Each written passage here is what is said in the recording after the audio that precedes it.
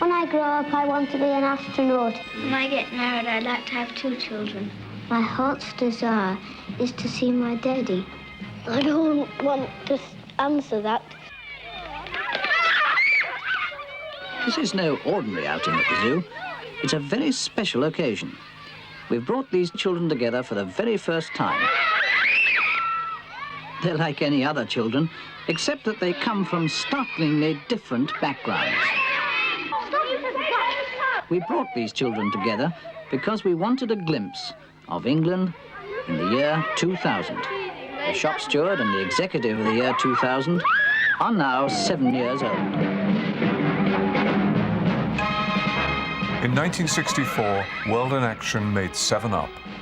We have been back to film these children every 7 years. They are now 42.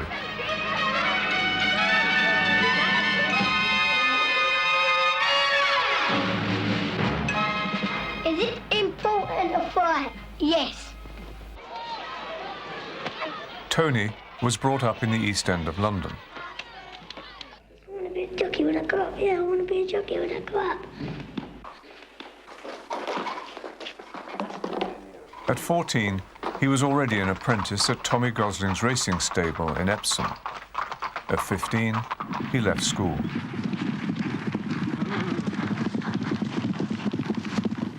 This is a photo finish when I rode at Newbury.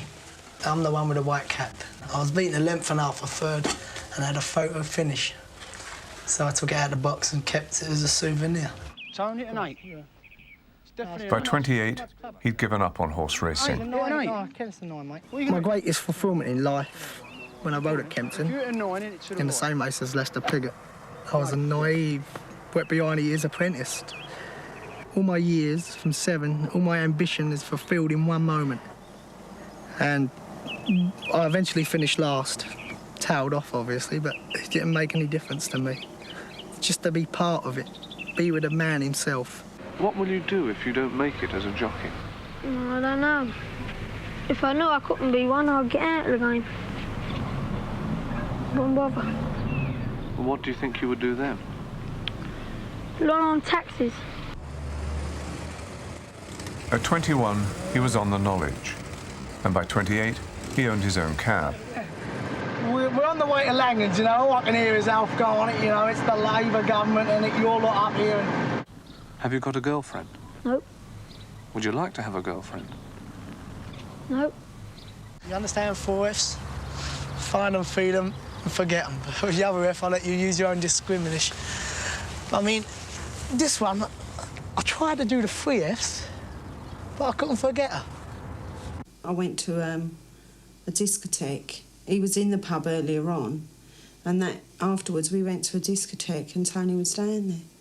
And I just, from there, that was it. Couldn't get rid of him. We have our ups and downs, no more than anyone else. I think you've got to work at a marriage. I think all marriages go through stages. You can't stand each other. You go through, you know, I think, oh, God, I hate him. I wish he'd get out. I do. We've been to the edge of the cliff and looked over a couple of times, and we've always seemed to sort of go back, and we've sort of stayed the course. But I must say, I mean, it's not easy being married. And, you know, anyone, you know, thinks it is. I mean, it's quite difficult. In 1993, Tony and Debbie left the East End and moved to Woodford in Essex. Well, with the help of my neighbour, I'm not really a do-it-yourself type of guy. He painted all the back of the house. We were going to put a conservatory here. But if you look along here, we'll put a patio in and the pond for the fish. Well, when we bought it, it was very old. This was 2 rooms, and we've knocked it completely out. Refitted a kitchen, put all new windows in, new flooring, literally everything, really. Well, the fence, we had a bit of luck there, because the next door neighbour here, they paid for it and they done all this in. So I done, it came in my favour having a small bit done. So it was a blessing there. But the only thing I ever done was I planted them 3 trees. And they seem to have grown in the last 3 or 4 years. It has cost us a lot of money to do it, yeah. A lot of money. Now we're skint. Well, I think we overspent about, a colossal amount. Thousands. My overheads to keep everything going here is at this present time astronomical. Are you going to get out of this financial hole? Yes, without question, because that is just, it is a millstone around my neck at this time, but it's nothing what 2 years won't achieve through hard work and determination. To help out, Debbie works the day shift in the cab while Tony does the night shift. Yeah, but son, it's hard work out there. Come on, you're not reaching me yet. Not getting to No, me. you're not getting to me. All right? Now, be bigger. Dominate me. All right? Son, At 28, Tony was taking acting lessons. Now he supplements his income with occasional TV jobs. Oi! That's all I got on me. Mate, if I had a pound for every time I've heard that, I'd be a rich man. Got a fare, haven't you? Yeah, just a back. Would everybody please sit round now, get on with their work? I don't want to see any backs to me. Shouldn't be anybody turning round. Tony, do you hear as well? Get on with your work in front. Tony, don't turn round again. There's only one ambition, really. I want a baby son, and if I see my baby son, that is my ambition fulfilled. No one knows that, only you now.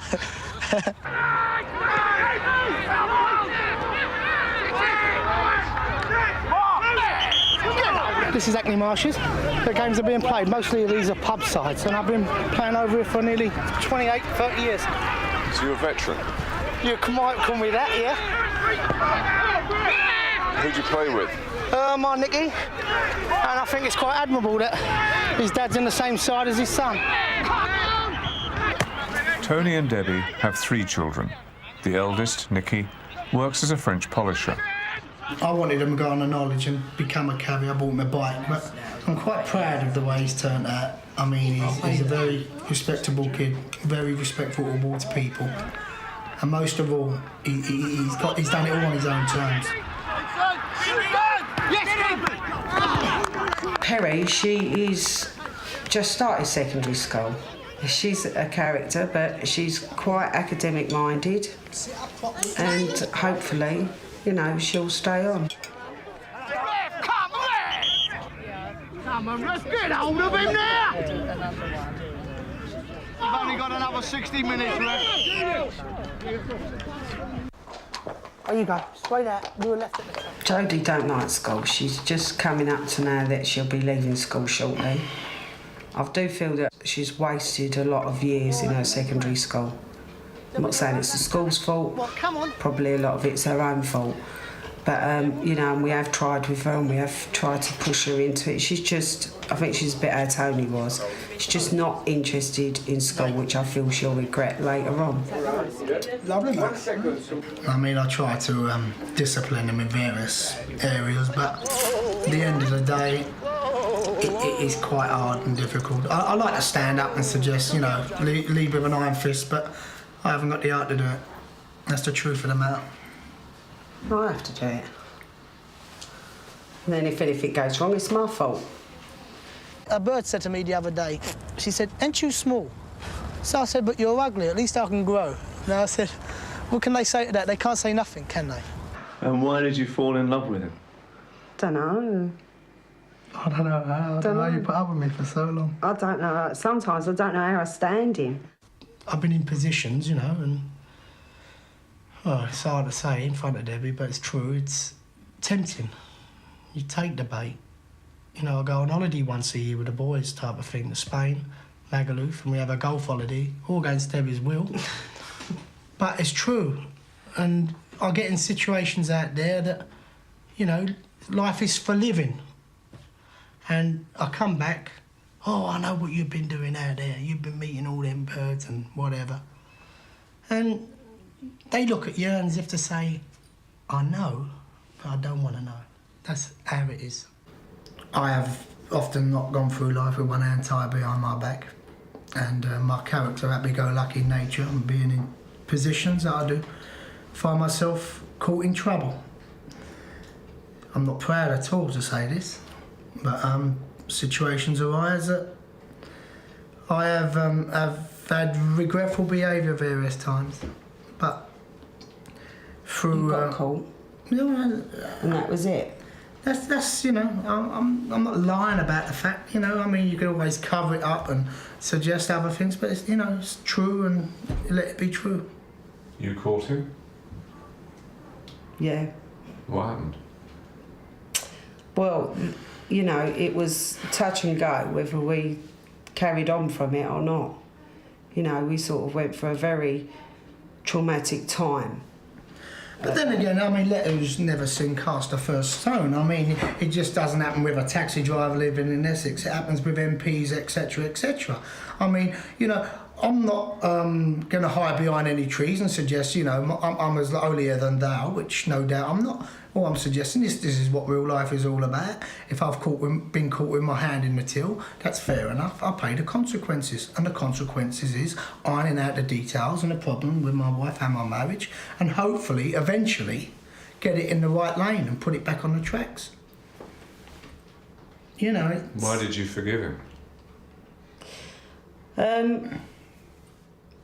Because at the time, I felt that there was still something in the relationship, you know, and there was 3 children involved here as well, which is not easy when you've got 3 young children.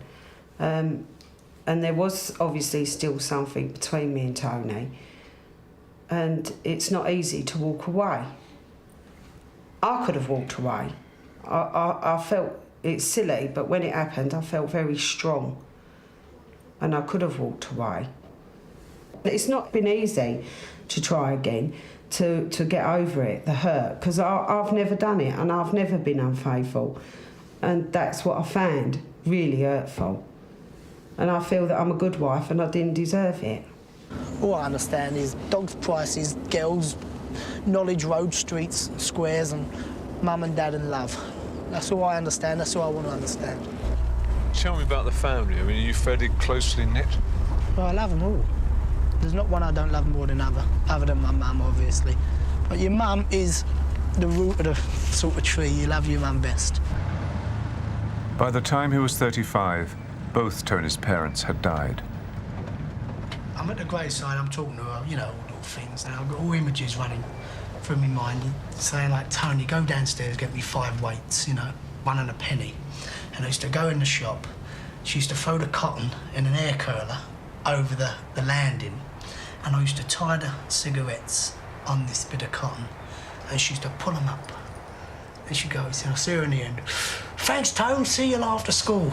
Be good. And that's the way it was. Even now, I'll get emotionally sentimental over my mum and dad. It's just because I felt the weekends they could have had over here in the later part of their life, it would have been nice to know that their last days were me type of thing, but it wasn't to be. The Prussians. Oh yes, oh yes, oh yes. They're nuts. Just have to touch them. I don't want to change, because if I change, it proves the other Tony Walker was all fake. You know, I'm not trying to keep up with the Joneses and make myself any more than, you know, what I can capable of doing. But I mean, I can only go so far. I'm only a cabbie. I mean, I'm not exactly a movie star, but I've done as well as I can go. And I think this is about the limitations for me now. So I'm happy with what I've got. If anything else comes along, it's a bonus. Tommy, do you have any boyfriends, Susie? Yes. Tell me about him. He lives up in Scotland, and I think he's 13.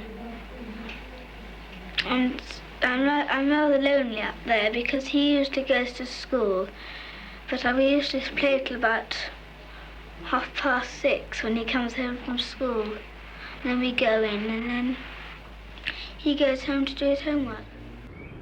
Have you got any boyfriends, Susie? What is your attitude towards marriage for yourself? Well, I don't know. I mean, I haven't given it a lot of thought because I'm very, very cynical about it. But then, you know, you get a certain amount of faith restored in it. Well, I mean, I got friends and their parents are happily married, and so it does put faith back into you. But me, myself, I'm very cynical about it. When I last saw you at 21, you were nervous, you were chain-smoking, you were uptight, and now you seem happy. What's happened to you over these last 7 years? I suppose Rupert. I'll give you some credit. I'm now chain-smoking. No, I think, you know, you can't just walk through a marriage and think it's, you know, once you get married, it's all going to be roses and everything forever. You know, you have... well, everybody has their rows, but we've never yet had a row that we haven't managed to sort out. It's very hard to actually say what it is that goes on between a couple. It's either there or it's not. And maybe we're very lucky. I mean, after 20 years, we still seem to have it. When I get married, I'd like to have 2 children. I'm not very children-minded at the moment. I don't know if I ever will be. What do you think about them? Well, I don't like babies. What was the biggest shocks to you when you suddenly were confronted with a small baby that you had to be responsible for? Panic set in, I think, that I wasn't going to be able to cope. At 28, Susie had 2 sons, Thomas and Oliver. I mean, I don't think I'll have any more for the reason that I will get pleasure out of these 2, but I can't see me going on and on and on. By 35, she had a daughter, Laura. Very little has changed. My life probably is very much the same as it was then. I've had another baby, we've moved house, and that's about all. Would you like to have a nanny to look after them, or do you want to look after them? I want a nanny to look after them. I've chosen to stay home for the last 15 years to bring up my children because I wanted to be the one that did it. Tom is now 16 and he's his own man, really, now. He's suddenly got confidence in himself now, and having been quite a shy child, he's now come out of himself and he's his own person. Oliver's very individual. It's a sort of love-hate relationship Oliver and I have. We don't get on all the time, but we still come through most things. But it's been a hard battle for him. He's got learning difficulties and life hasn't dealt too many easy cards for him, and so it's a lot harder for him. C-O-N-T. Laura just seems to take life in her stride. I mean, she just takes it. I'll give you an easy one now, always. A-L. She's very easygoing and gets on with life. E-Q-U. Tom will be away at university, whatever, in another couple of years, and they'll all get on and make their own lives. That's all the Latin. The mid-40s is a crossroads for people because their lives do change, and I don't want to just suddenly find, when the children have gone, I've got nothing to my life. I'm not very good at sitting around doing nothing. I have to be doing something. I have to have a goal or something to try and achieve. The more she went through the stages of bereavement, the bigger the space became. But the actual grief doesn't go away. Doesn't actually go away ever, but just... I got into bereavement counselling about 4 years ago. Interestingly enough. It can be very harrowing. It's very difficult, which is why all counsellors need a supervisor, because you come out sometimes from a session mentally and emotionally drained. Because she was coming more to terms with what happened. It's an extraordinary experience when you meet someone who is suffering terribly, and over the months you see them move on, you see them get their life back together again. At 28, Susie's father died. It is terribly hard, and even now I still can't believe my father's not here. It's still sinking in, I think. My mother had been ill before, but when I started the course, I didn't know quite how ill she was then. And then we found out she had fairly terminal cancer when I was halfway through the course.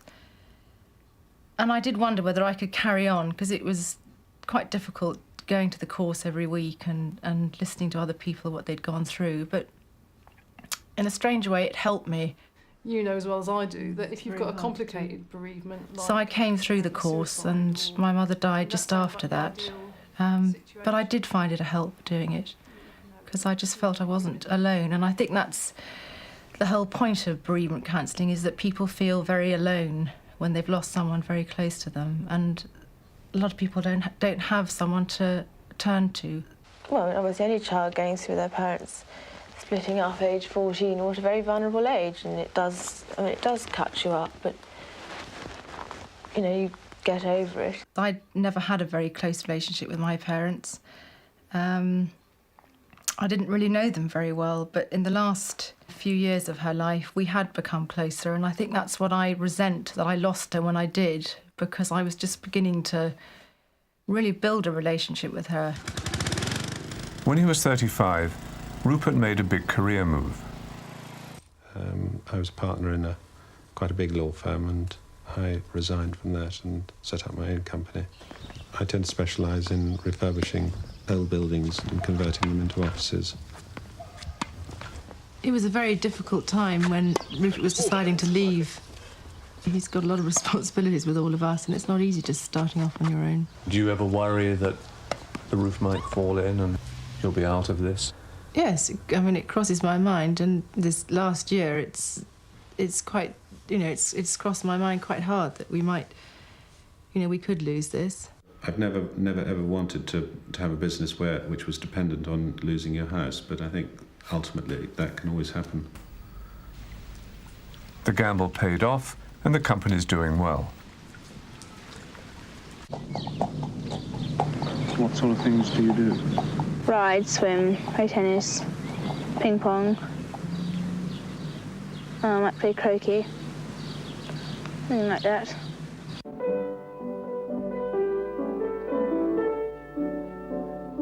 I did have a privileged background, but on the other hand, I was sent away to boarding school very young, which I find very hard to cope with. I mean, I'm sure my parents did it for what they felt was the right reason.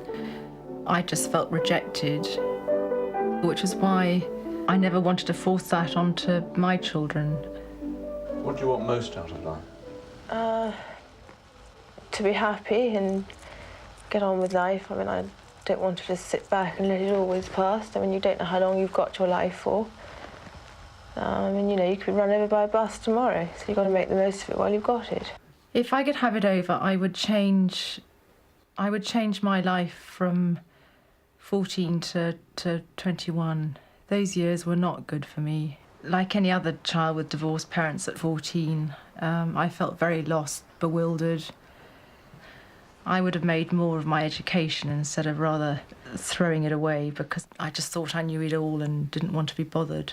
But I can't turn the clock back, so I just have to bury that and think, well, OK, it was a time in my life that was unhappy, and move on. Two of the boys are coming into that period of their lives. Are you watchful of that for them? I am watchful of that, but I hope they have a more stable home life than I had at that age. And I don't take for granted the home life that Rupert and I have tried to build for them. All I want is to be here long enough, to be fit and healthy long enough to see my children grow up to be independent people. What I really couldn't cope with was if I died before they were grown up. It's the one thing I think every parent dreads, is not living long enough to see their children into adulthood. Excellent! What do you think about rich people? Well, not much. Tell me about them. Well, they think they can do everything without you doing it as well. Simon was brought up in a children's home, the only child of a single parent. Rich people, they have all different things, have everything they want, whereas poor people, they don't have nothing, and they know they haven't got nothing, and so they know they're missing something. What are you missing?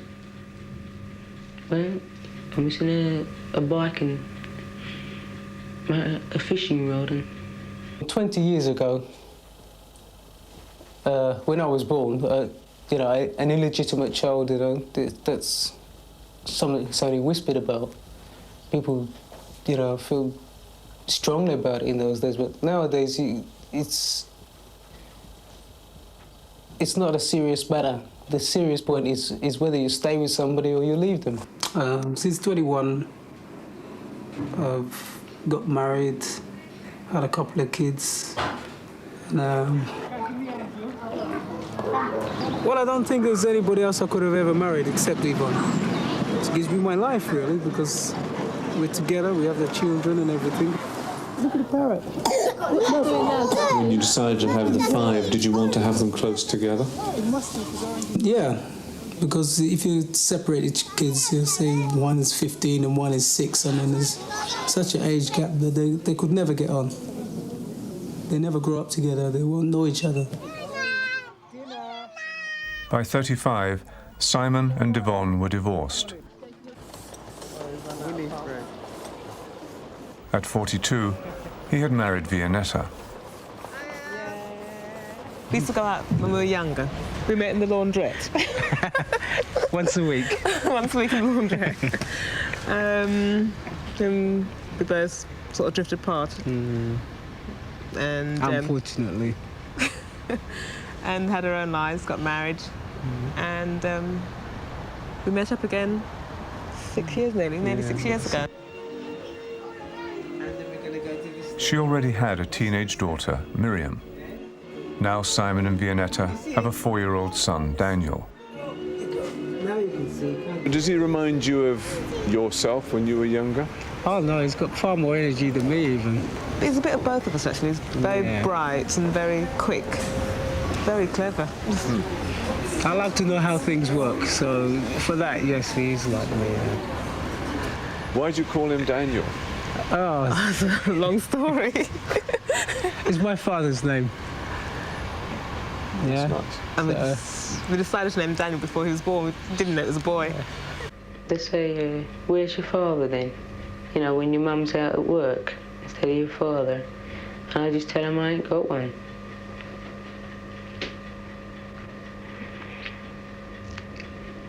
What effect has that had on you? Well, I don't think it's had any effect on me, because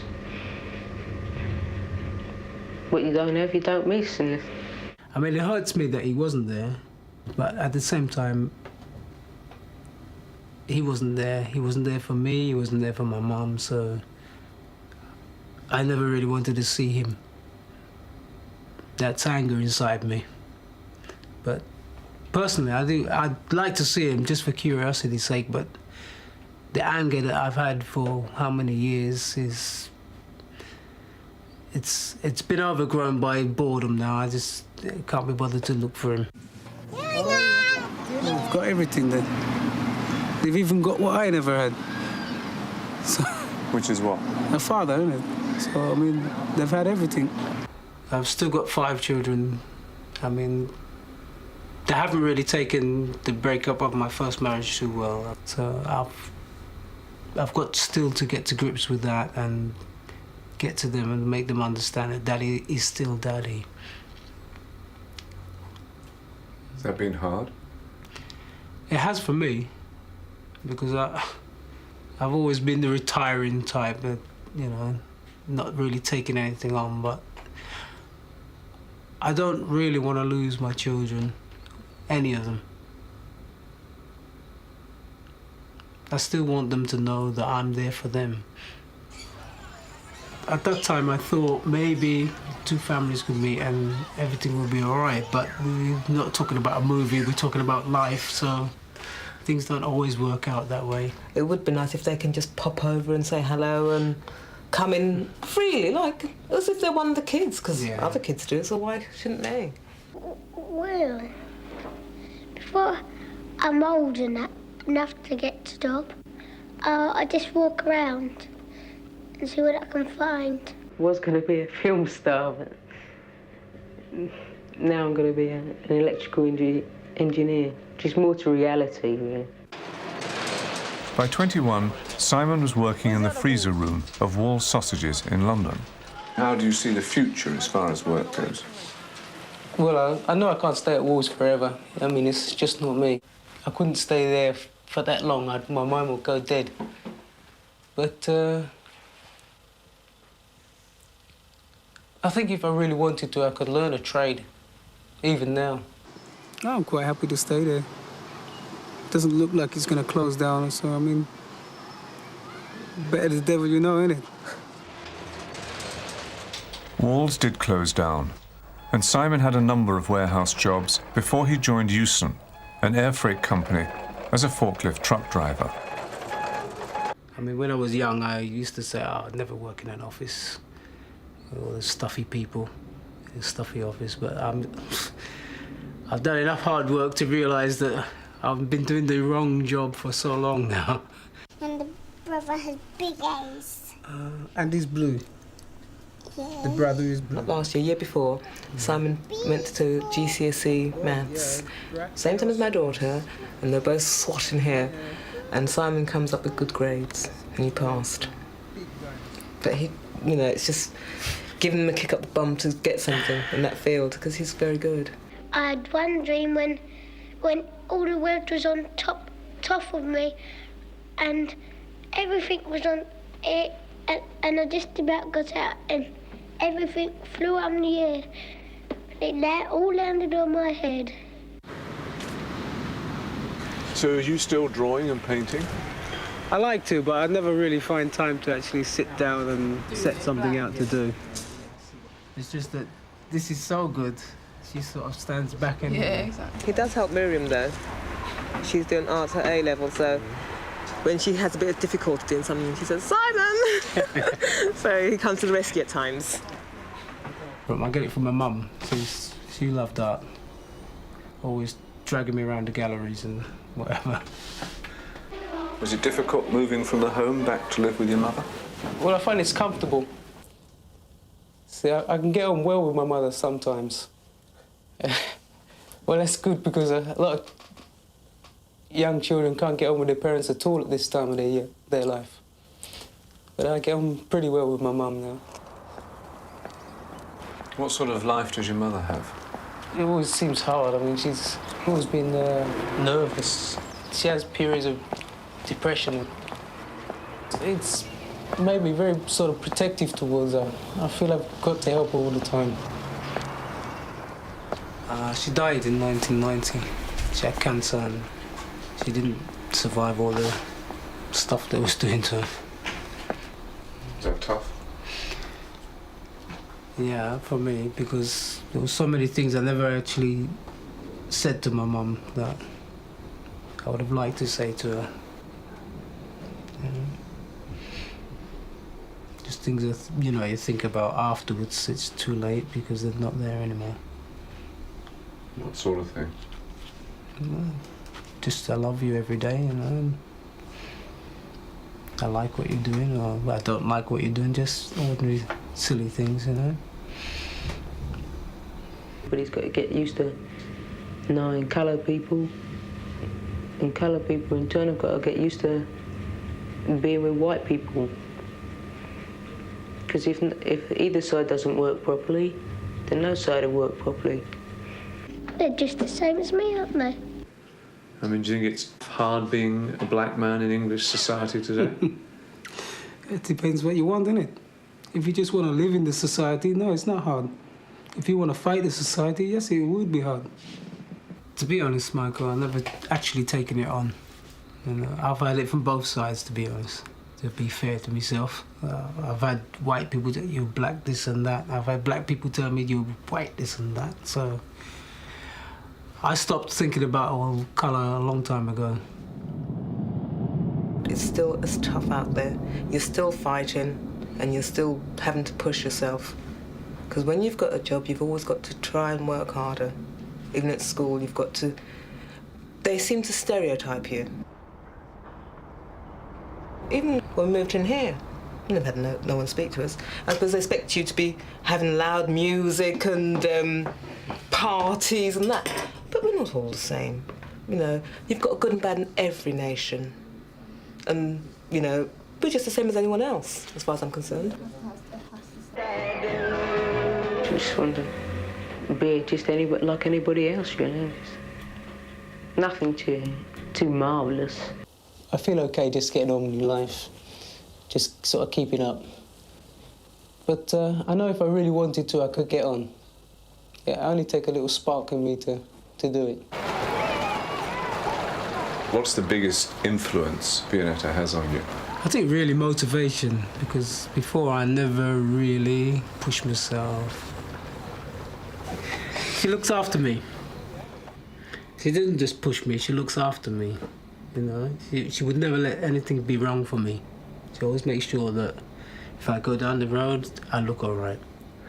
If I go anywhere, I look all right, you know, and I do the right thing. And it makes me feel that there's somebody out there that really, really wants me. I read the Financial Times. I read the Observer and the Times. What do you like about it? John? Well, I usually look at the headlines and then read about them. About it. What's the point of the programme? It's the point of the programme is to reach a comparison. I don't think it is. Because we're not necessarily typical examples. And I think that's what people seeing the programme might think. Yes. Falsely. I mean, they tend to typecast us. So everything we say, they'll think, oh, that's a typical result of the public school system. Yeah. That's one of the troubles with this sort of programme. I don't really think that sort of people like us have, unless we're being seven and being rather funny, have very much to say that's very interesting. Because, I mean, we don't know very much. Well, we didn't know very much when we were 7, but we were still quite funny. Yes. Yes. In ourselves. I agree with John. All we can do is say what we think, and if that's of interest to people, good luck to them. I'm going to Charterhouse. And after that, Trinity Hall, Cambridge. Andrew went to Charterhouse and Cambridge, where he read law. I'd like to be a solicitor, and also fairly successful. At 28, Andrew was a solicitor. What qualities do you think it needs to be successful? Well, you have to have a legal ability in my business, obviously, and you have to have a sort of bedside manner as far as your clients are concerned. Because there's no good being brilliant if you can't communicate with your clients. By 35, he had become a partner. Well, I work in the corporate department of a large firm of solicitors in the city. That is, dealing with things like mergers and acquisitions, joint ventures, general corporate advice, putting deals together for clients. I suppose the pace has changed a bit as, you know, with technology, people expect work done much faster than they perhaps did, well, perhaps not so much 7 years ago, but 14 years ago. Our practice has got much more international, with more business travel. We have offices in places like Sao Paulo in Brazil, Moscow, Thailand. And how has that changed your life or your part of the company? Well, it really means that you're under increasing pressure to produce things quickly. And how is that for you? That's fine. You have to meet the pressures. That's what people come and see you for. What do you think about girlfriends at your age? Tell me what you think. I've got one, but I don't think much of her. They're no longer just bores who won't play this or something. They're over half of the community and they're there. And you can begin to talk to them. I don't think I financially come from the same background. Andrew didn't go for a haughty deb, he went for a good Yorkshire lass.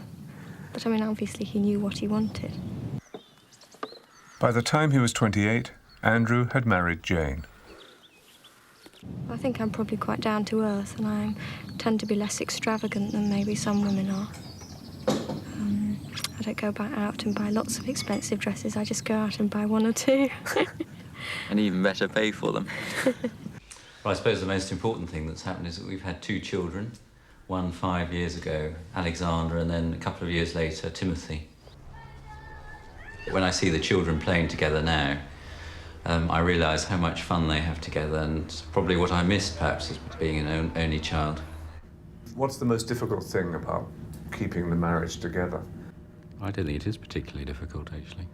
We seem to manage all right. Would you say? I think so. We talk, don't we? We have a situation where we retain a babysitter once a week, and we make a point of, if at all possible, that once a week we always go out by ourselves midweek. And I think that's quite important. Do you worry at all about not having a career and what will happen, as I said, when the children leave home? Well, I do, but I made that decision now, and I've come to terms with it. You know, if I'd wanted to be a career woman, then probably that's what I'd be, but I didn't want to be a career woman. I wanted to be a mother, and to be a full-time mother. She gets a very good view of the Statue of Liberty now. Can you see it? It's our children's half-term, so we decided to spend a few days in New York. I'm going to have a look, Tim. I come here from time to time on my work, but it's usually very rushed. But we thought it'd be rather nice to bring them with us. Smile! I think it's not a bad idea to pay for schools, because if we didn't, schools would be so nasty and crowded. Yes. So do I think so. Yeah. And the people in the schools wouldn't, and poor people come rushing in. The man in charge of the school would get very angry because he wouldn't be able to pay all the masters if he didn't get any money. And education is very important. And you can never be sure of leaving your children any worldly goods, but at least you can be sure that once you've given them a good education, that's something that no one can take away.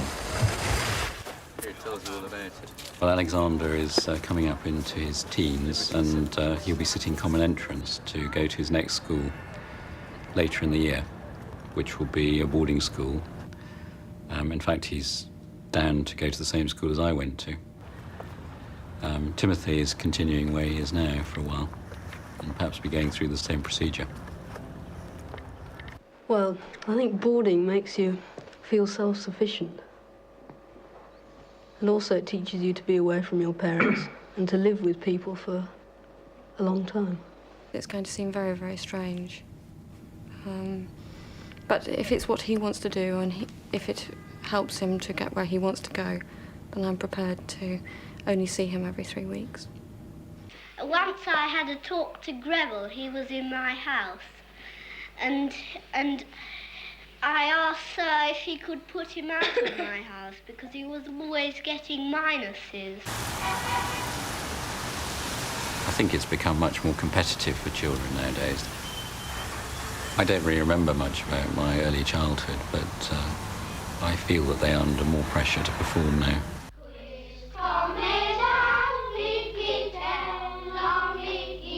You know, you look back at us at the age of 7 saying, we're going to this school, that university, and so on. But there have been many places where one could have gone wrong. Just because you have the opportunities, it doesn't mean that you're necessarily going to pull through. Where might you have gone wrong, do you think? Well, one could have given up on university. One could have found the pressures of work too much. One could have found the pressures of marriage too much. All sorts of things can go wrong. And what is it in you think that's pulled you through? Well, I suppose it's just being persistent. I don't like giving up. And perhaps it's also not being too adventurous, not wanting to do anything else. Once you start, you know, I've been in my job for 20 years.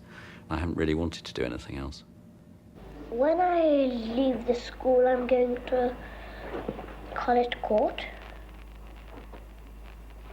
And then I will be going to Westminster boarding school if I pass the exam. And then we think I'm going to Cambridge and Trinity Hall.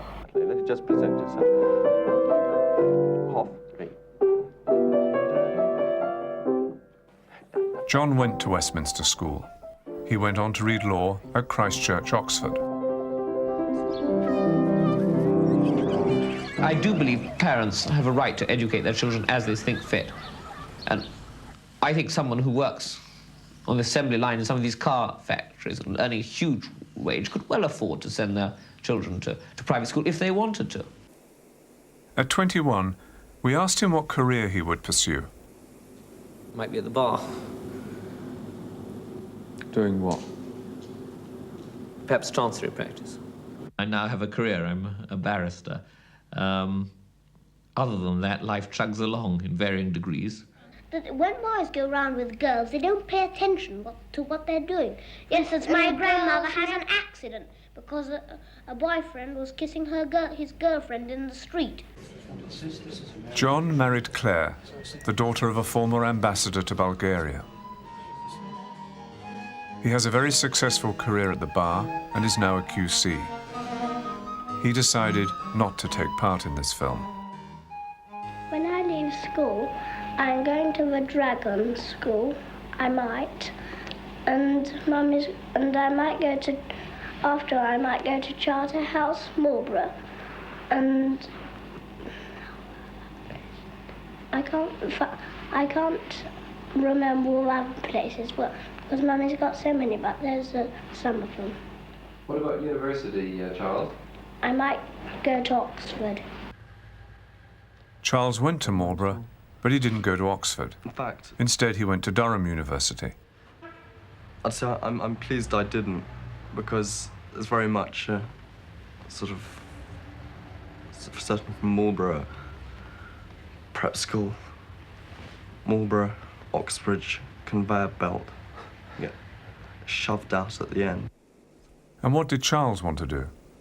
I'd say probably scribbling away in some basement for some London newspaper or something. Charles did scribble away for an East London newspaper. He then moved on to the BBC, where he became a producer.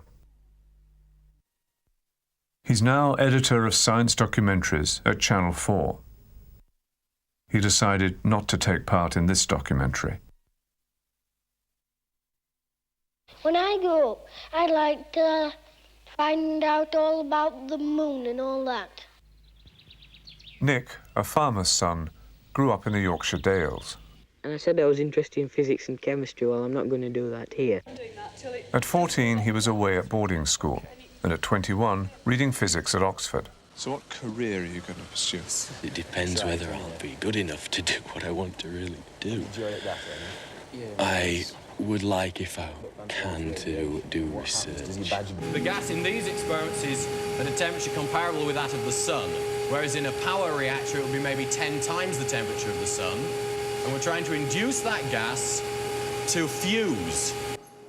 By 28, he had moved to America and was doing research into nuclear fusion at the University of Wisconsin.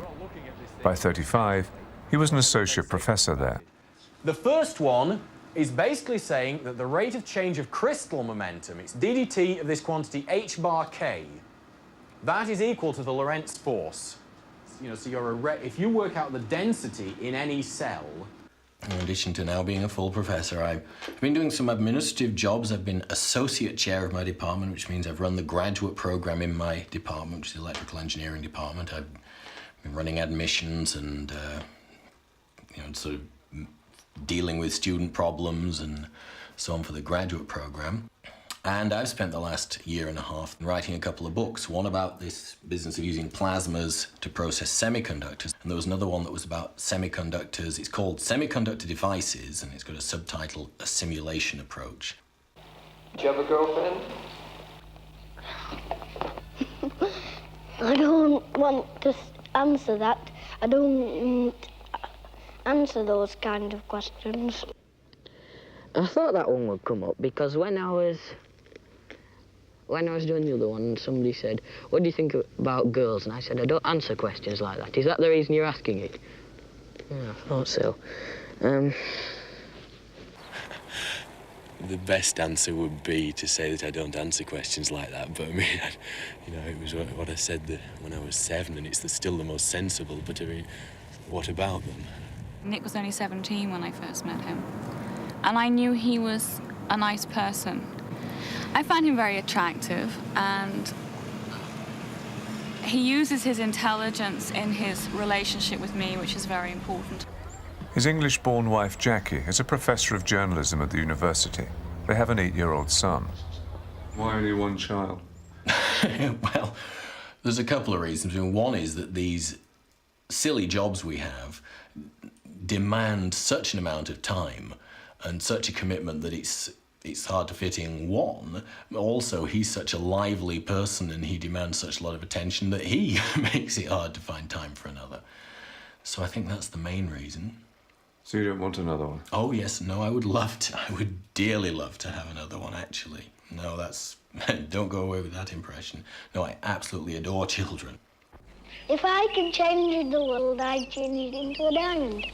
But I don't really think that I've done anything you can call a great success. I mean, that it would seem really ridiculous to any of my friends who watch this if I said, Christ, aren't I a great success? Look at me. When I first met you, I remember I thought this was very idealistic, but it was rather interesting. When I asked you why you're working on fusion, you said you wanted to save the world. I think that's a bit embarrassing now, but I don't think you'd feel the same way about something that you didn't feel mattered. I always wanted to have an impact, to do something useful that was actually going to benefit people. I had this vision of people in ivory towers being cut off, doing stuff all their lives and having no effect on anybody whatsoever, and that was absolutely not what I wanted to do. And so I chose to go into this fusion business because I thought this would have a huge impact. I'm not expecting to be reported in newspaper headlines anytime soon. That's not the limit of my ambition, but it's just trying to be realistic. I'm just going to have to try and settle for reasonably small victories. They'd like to come out for a holiday in the country when I'd like to have a holiday in the town. Do you get lonely here? You just tend to get stuck into your everyday routine and you don't think about it. But when you call home, then you realize how far away you are. And now it seems acute because both our families are getting older. Even if you think in terms of seeing them once every 2 years, that's not so many you're thinking times, only about 10 times, and that's awful. This year, Nick went back to the Dales to see his family. It's been 5 years since I've been back here. It's changed quite a lot. It's got more touristy and less like a region that's farmed. Every second house seems to be a hotel at the moment. This is the old dipper. Well, it's been rotten for my dad because he's been unable to walk a lot of the time. He's had terrible troubles with his legs. And of course, farming's in miserable shape, so he's retiring and the stock have been sold. Yes, I think he's had a very hard life. I mean, he's had to work enormous hours every day of his life, doing something that ultimately isn't going to work. Do you want to take up farming? No. I'm not interested in it. My youngest brother, the deaf one, if he can't do anything else, he can probably run a farm. If he can't, it's it. But as a last resort... So your brothers won't take over on the farm? Absolutely not, no. Neither of them really wanted to, I don't think. Andrew's a newspaper reporter. He's, I think, about to take a job near York. He's going to need a base over there. He can't commute from here. Well, Christopher's married, which is great. He's a very nice wife who is getting better and better at communicating with the deaf. And he works in Skipton. He's taking some courses in computers. I'm not actually sure what, but he always says to me that I do computers, and I think it's a good idea that he does computers, and I do, so I try to encourage him. So you're all away, so the Hitchens are finished here? Yes, the Hitchens are certainly largely uprooted from here, aren't they?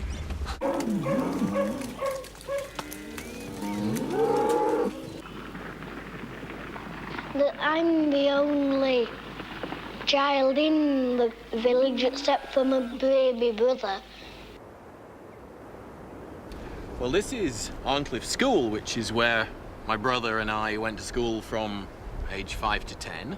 And there's the church where we were all christened and everything, and used to go to harvest festivals and things there. What did you learn here, do you think, that you've carried with you?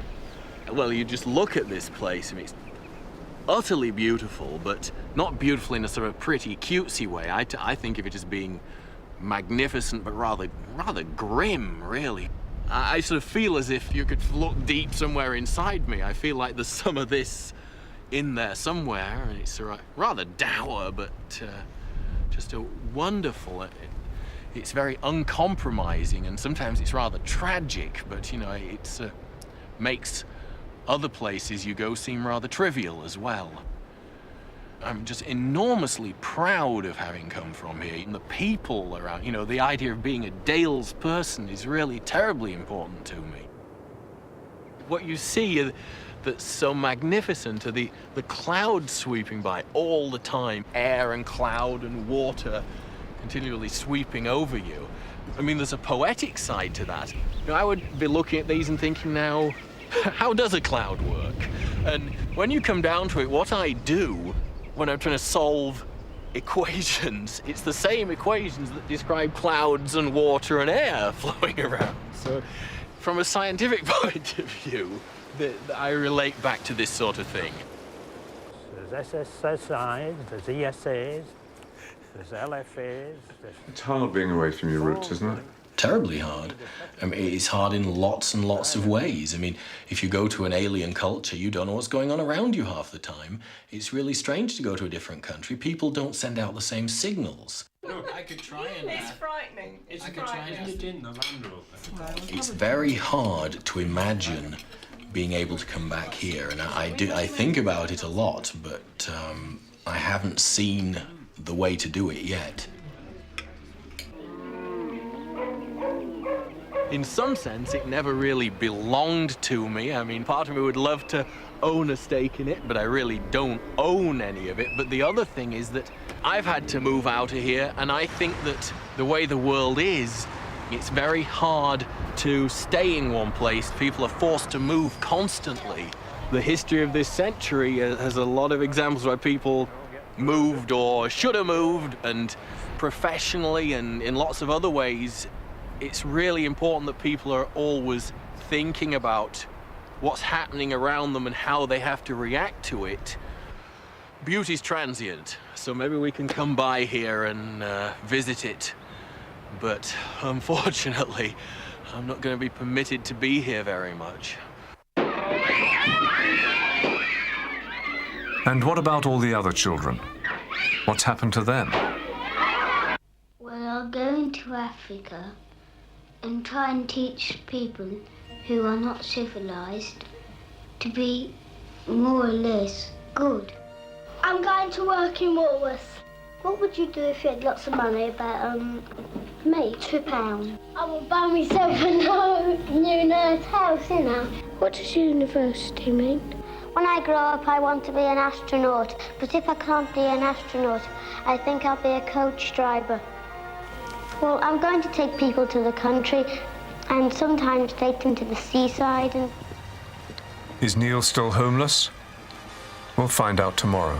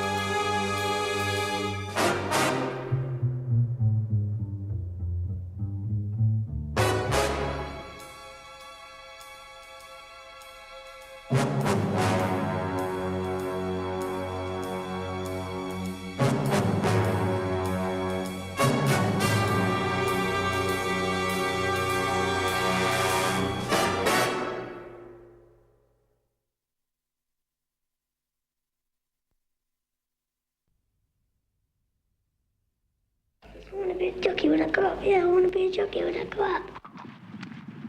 Last night, we followed the fortunes of some of the 7-Up children. I must say, I mean, it's not easy being married. When I get married, I'd like to have 2 children. I don't want to just suddenly find, when the children have gone, I've got nothing to my life. Tommy, do you have any girlfriends? Well, not many. What do you think about girls? Not much.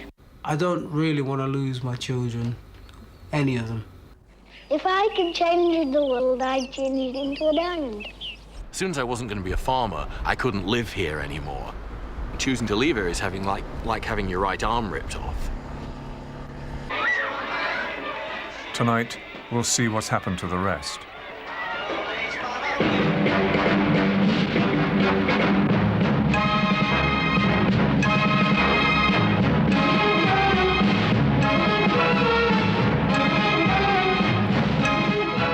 My heart's desire is to see my daddy. I'm going to work in Woolworths. What does university mean? When I grow up, I want to be an astronaut. This is no ordinary outing at the zoo. It's a very special occasion. We've brought these children together for the very first time. They're like any other children, except that they come from startlingly different backgrounds.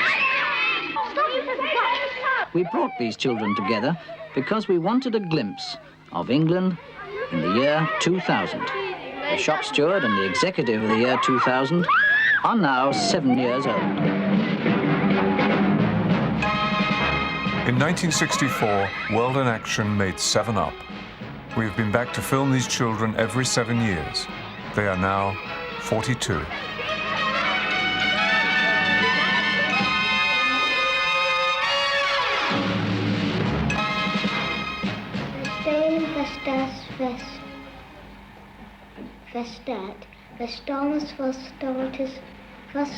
Yeah, speak up. When he was 7, Bruce was at a pre-preparatory boarding school. At 14, St Paul's in London. They don't sort of enforce being upper class and things like that at St Paul's. You know, they suggest that you don't have long hair, and they do get it cut and they teach you to be reasonably well-mannered, but not to sniff on the poorer people. At 21, he was in his last year at Oxford, reading maths. And by Eisenstein, you can show that this is irreducible. Then you do a transformation on this polynomial x equal to t plus 2. Good, that's a nice way of doing it, particularly using Eisenstein down here. His test is very powerful. Yes.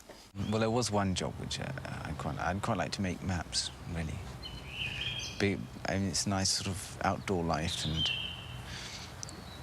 you go to, I mean, you travel around, and but there are very few jobs that like that going. You observe that 7, which is a prime, divides the coefficients of t squared. I won't carry on with mathematics. I don't think I'll be a teacher. And 7 squared doesn't. So you're in the lead, you see, because GSE cabs has got a profit of £2 and Good B cabs has got no profit at all. Okay? Now, can you explain that just to Abdul, because I want him to understand what it is. Yes, sir. At 28, he was teaching. Immigrant children in East London. Abdul Kaya. I was working in an insurance company at the time, and I decided to go into teaching without any experience at all, and I didn't think they would allow somebody to walk in off the street into a classroom. Well, I'll go into Africa and try and teach people who are not civilised to be more or less good. So is this your missionary dream come true? Well, not exactly. I've had the opportunity to come here for a term, and it just so happens the school I'm in has great links with this part of the world. At 35, Bruce was teaching in Sylhet, in northern Bangladesh. And then I've also got the chance to learn a bit of Bangla, which is very difficult, not doing very well at. Bangladesh, Bangladesh, Bangladesh, Bangladesh, Bangladesh, Bangladesh. The straight line, yes. Keep going, keep going, keep going, keep going. Right, yeah, till you hit... No, that's... Stop there. Yeah. At 42, Bruce is again teaching in the East End of London. And then having plotted the points, what do you do now? Join them up, OK. This is Bishop Challoner Roman Catholic Girls' School in the East End of London. It's about 1,000 girls, 11 to 18. I'll be over in a minute. And I've been here about 5 years. I'll just leave that there for a couple of minutes. Well done, Malika. Do you want to sit down anyway? Thanks. It was a chance to go for promotion to to be head of the maths faculty and to teach A-level as well. Okay, all right. I didn't agree with the Conservatives about what they were doing with the black people, you know, racial policy. You know, I'm an optimist here. I think we can show the way, if you like, for developing a sort of more harmonious, multicultural society. What you've got to do is copy that table down. Well, petrol. I'm quite pleased in a way in that I know, say, an Algerian fellow near where I live, he will say that in other countries in Europe, they're spat at and harassed and beaten up by the police. Here, he says, I walk down the street and nobody minds. Well, my girlfriend is in Africa, and I don't think I'll have another chance of seeing her again. Have you got any girlfriend? No, not yet. I'm sure it will come, but not yet. I mean, I do think a lot of people think too much about it. I think I would very much like to become involved in a family, my own family for a start. That's a need that I feel I ought to fulfil and would like to fulfil and would do it well. Yes, I haven't got married or whatever. And I suppose, you know, that would have been something which I hoped had happened. You know, I suppose lots of reasons, really. I don't suppose I've met the right person. Well, you're getting on a bit. Are you getting worried? Well, not particularly. I mean, I'm always optimistic. I mean, who knows who I might meet tomorrow, but I think that's the trouble with reserve. You're not rejected, but you never know what might have been. But I'm getting better. What does that look like?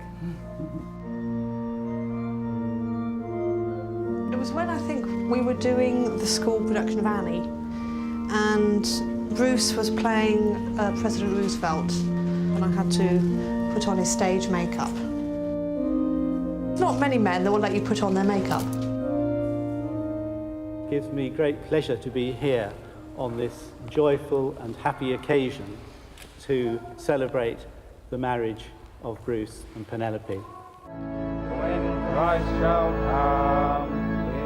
Bruce and Penny married last summer. She teaches at Bruce's school. I, Bruce Swain. I, Bruce Swain. Take you, Penelope Sarah Jane. Take you, Penelope Sarah Jane. To be my wife. So, how did he propose to you? Where? Where was on the sofa, and in the middle of a conversation about something completely different, he just asked if I'd like to marry him. And if I hadn't been listening carefully, I would have missed it completely. To love and to cherish. To love and to cherish. Till death us do part. Till death us do part. It's quite unusual, really. We did a lot of it ourselves, and we had the reception here. We didn't have a lot of things that you normally have at weddings, like the cars and photographers and all that sort of thing. Everybody say cover work! We just planned what we wanted, and it all worked out very well in the end. It was a very enjoyable day. In practical ways, I'm better fed, better looked after. Thanks to Bruce, generally better organised than I was before. He's very good at sort of financial organisation and running bank accounts and being sensible and that kind of thing than I am. But I suppose when we got married, one of the odd things was her mother said, oh, good, there's someone to look after Penny and cook her meals, rather than the other way round, which sometimes happens. What was the biggest shock about being married? Well, I think 3 bags of clothes getting chucked out, 2 of which didn't even make it to Oxfam. Is that right? Yes. But I suppose some of them were crusty old flares, I don't know. Perhaps they deserve to get chucked out. Does he think that the discovery of gold was a good thing for the Transvaal? She's very determined and doesn't let things go, especially with schools. She wants everything to be well done. I mean, she prepares lessons way into the future. A lot of the monopolies were She's kind of very sensitive and responsive, and helps me act in a better way. I might become petulant or something, and it's somehow not appropriate in that situation. My heart's desire is to see my daddy, who's 6,000 miles away. I mean, I can remember being happy there. I can remember also being miserable because I can remember crying. Squad steady! You know, I always seem to be beaten. I never used to understand why.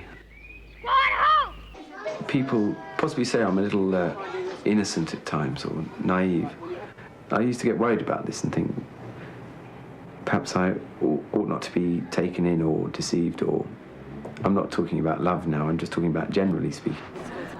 If it is the holidays, I think I do have a greater level of confidence, especially in expressing myself, in holding opinions. I think if you're having a partnership with somebody, that definitely makes you more mature in a way, because you're not thinking about yourself all the time, you're thinking about somebody else.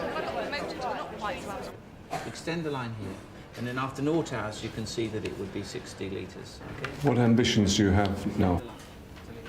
I may become a senior teacher at some point here, but I don't really have aspirations to become a deputy head and a head teacher. Why? You do tend to move out of the classroom at that stage, and also you have to go on courses, an MA in educational studies and so on, and it's our lives are busy enough, really.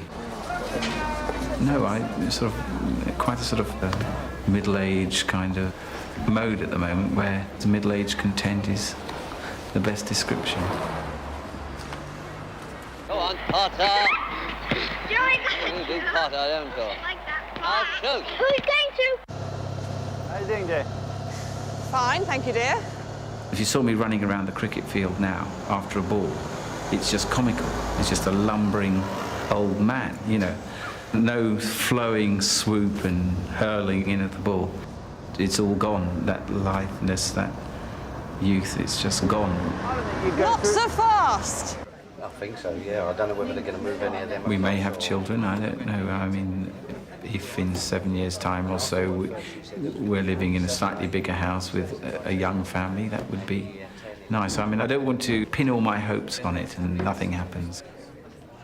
We are quite old. I can see bringing up, say, teenage children when in your 50s might be a bit strange.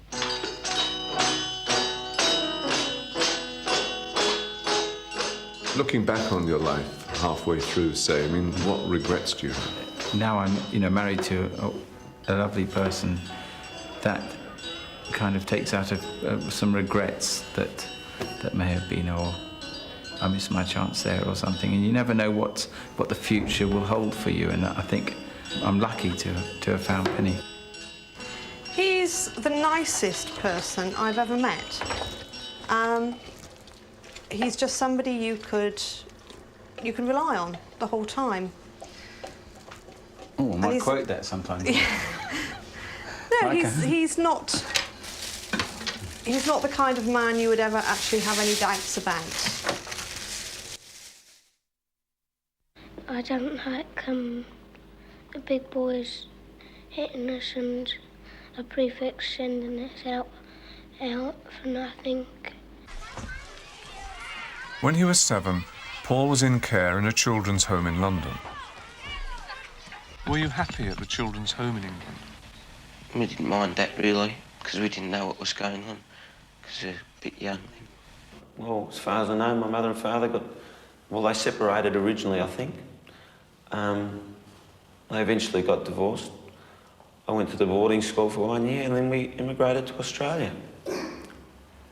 My father got remarried. Paul settled with his father and stepmother in a suburb of Melbourne. What mark has it left on you, the fact that you were brought up within a bad marriage? The only thing I can say that I think might have come from that is just my lack of confidence and being able to show my feelings, really, I suppose. Do you like to get married, Paul? Tell me why not. I don't like say you had a wife, say you had to eat what they cooked you, and and say I don't like greens. Well, I don't. And so she said you have to eat what you give. So I don't like greens, so she gives me greens, and that's it. I know I prefer to be alone, really. I can't say I don't want to get married, because I think I do. But I want to be happily married, you know, and therefore I want to make sure, I think. What was it that you fell in love with? What is it about him? His helplessness, I suppose. It was the motherly instinct in me to pick him up and cuddle him. And he's also very good looking, I think, but he doesn't agree with me. And in the summer, he's got this cute little bum in shorts. I mean, I can tell quite a few stories here, but the one that really irritates me the most is when we have an argument, he says, "That's it, leave me." And I say, "Fine, all right, I will one day." So how's married life been since I last saw you? Shocking. We had our 20th wedding anniversary this last just before Christmas. Which is the life sentence. Yeah. Everyone reckons that we should be out of jail by now. By the time they were 28, Paul and Sue had 2 children, Katie and Robert. When he was 35, he brought his family to London for a holiday to show them where he had started out. When we had Katie, when she was born, he said to me, "Oh, I'm glad I've got a daughter." He said, "When I'm an old man, at least she'll come up and she'll be able to give me a kiss and a cuddle." She was also the shy one of the two, which is probably followed after me a bit. Well, Katie loves to shop. We're starting to learn more of what we share alike, because she's very much like Paul, and she doesn't quite know what she really wants to do just yet. I really love painting and art, and I love music, and she really is taken to that. She seems to have the creative flair. What does university mean? I'm pretty happy with Katie. I'm not having a go at Rob, but I've got fears for Robert, because he's struggling a little bit. And he's had 3 teachers already that say they don't know how to motivate him. Robert had started school and he was having a few problems. Is a square peg in a round hole in the normal mainstream schools. And we've actually moved him now to another high school that's a community school, which is much more relaxed. And as a family unit, we're a lot more calmer. I was going to be a policeman, but I thought how hard it would be to join in. I just haven't made up my mind yet. I was going to be a phys ed teacher, but one of the teachers told me that you had to get up into university. At 21, Paul was working as a junior partner for a firm of bricklayers. By 28, he'd gone out on his own as a subcontractor, but it didn't work out. Well, I've gone from being stable in basically one job, which was the bricklaying, to probably had about 10 or 15 jobs. I've never really counted them, but I haven't been sacked from jobs. I haven't been able to settle. Paul now works for a plastics company, installing industrial signs. I think I got to a stage now I just want to stay and work. 2 or 3 years ago, I tried to increase my skills and I went back to school and did a carpentry certificate because I wanted to go out and work as a carpenter. But I've basically found there were too many good carpenters out of work for the jobs that were available. So I didn't go too far with that. I suppose partly is my confidence in myself. And the monitor's up in the washroom, sending us out when there's no talking. No, I wasn't talking today, and Brown sent me out for nothing. I find it hard to express emotion most of the time. Otherwise, I'm getting on top of that, worn out, you know. I mean, just a simple thing to say to sort of Susan, you know, I love you, something like that. I mean, I can tell you about it, but I really haven't been able to say it freely to Sue, you know.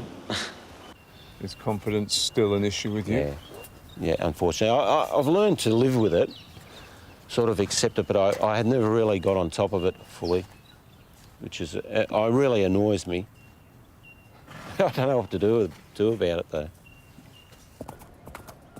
I'm more at peace around the horses and the animals. I can be upset, I can be on edge, come down to the horses within 3 or 4 minutes of being here and I've forgotten everything. So it does calm me down.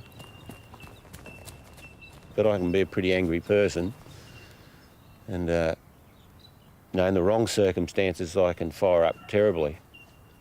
But fortunately it doesn't happen too often these days. At the beginning of this year, Paul and Sue moved to another Melbourne suburb. It's like living in a palace compared to our other house because it's nearly twice the size. I think there's probably a few more professional people live around this area, I think. So you moved up the market a bit? Yeah, we have. Because we got to a point where we'd pay the other house off, so I suppose it's a form of forced savings too. I think we will have to tighten up. We wouldn't manage just on Paul's wage alone.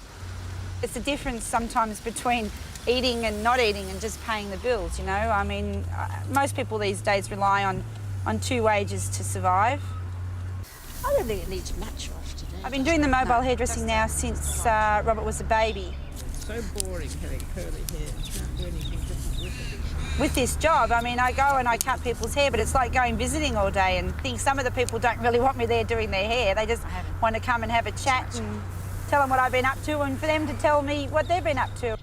I've got 23 threepenny pieces and I don't know how many halfpenny pieces I've got now. I spend. Yeah, I spend.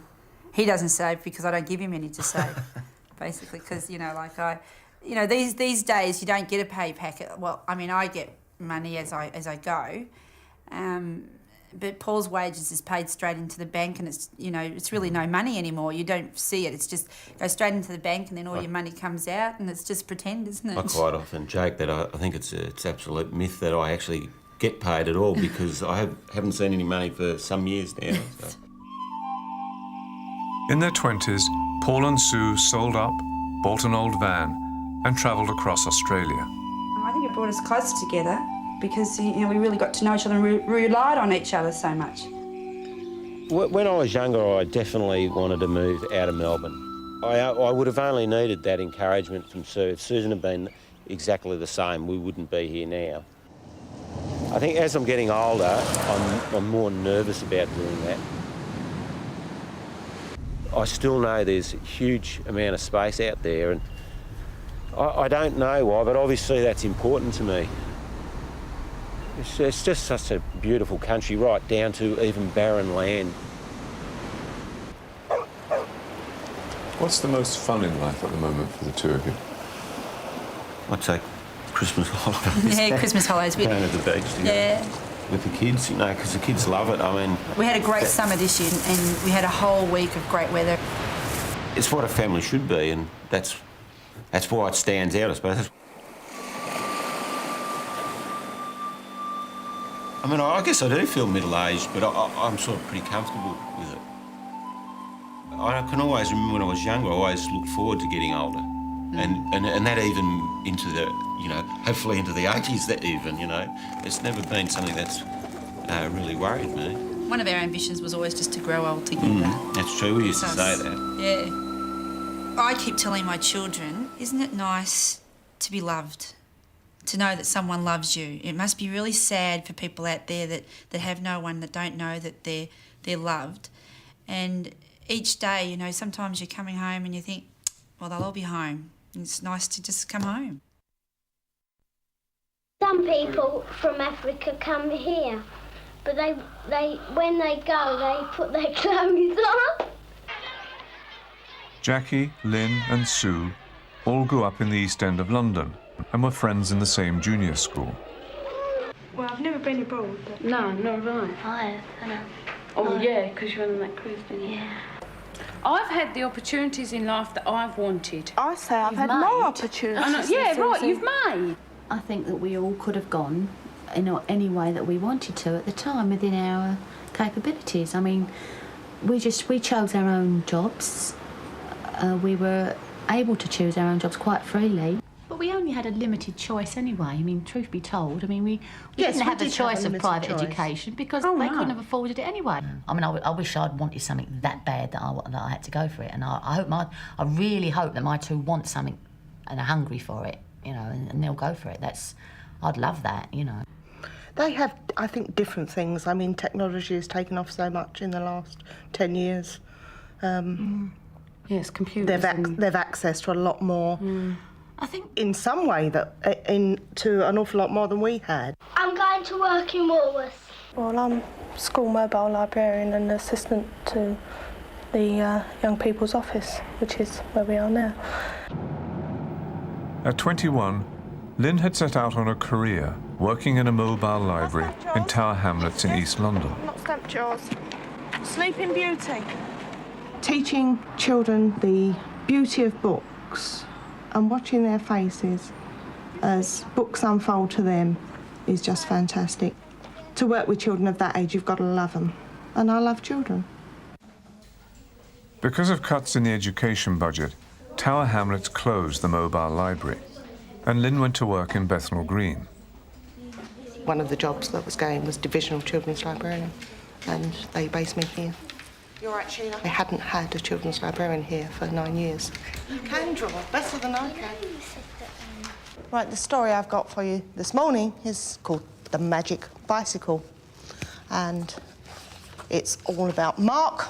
I do regular class visits with 19, 20 classes, more than that, coming in to the library, and within that we do either a storytelling session or library skills. But he couldn't ride it. I've been a governor on schools in Tower Hamlets for 12, 13 years. I'm chair of governors at the moment. I've had the parent on the phone 2 or 3 times this week wondering what's happening. They wanted to come in and discuss with me and the coordinator about how well the project was going, and to observe a lesson. We've got a few problems with these knots. Can anyone think of another way? Can you ever see yourself not working? No.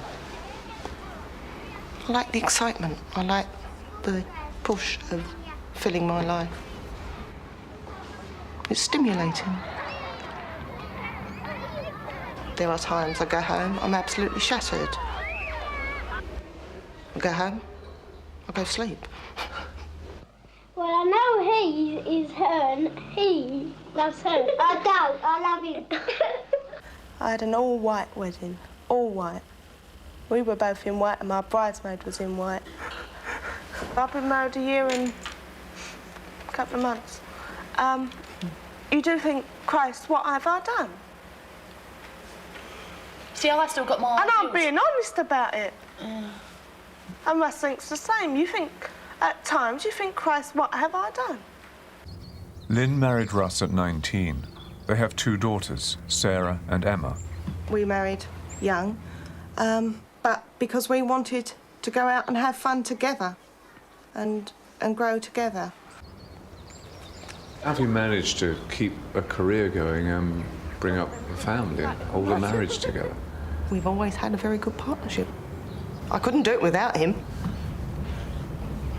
Russ cooks during the week. I cook at weekends.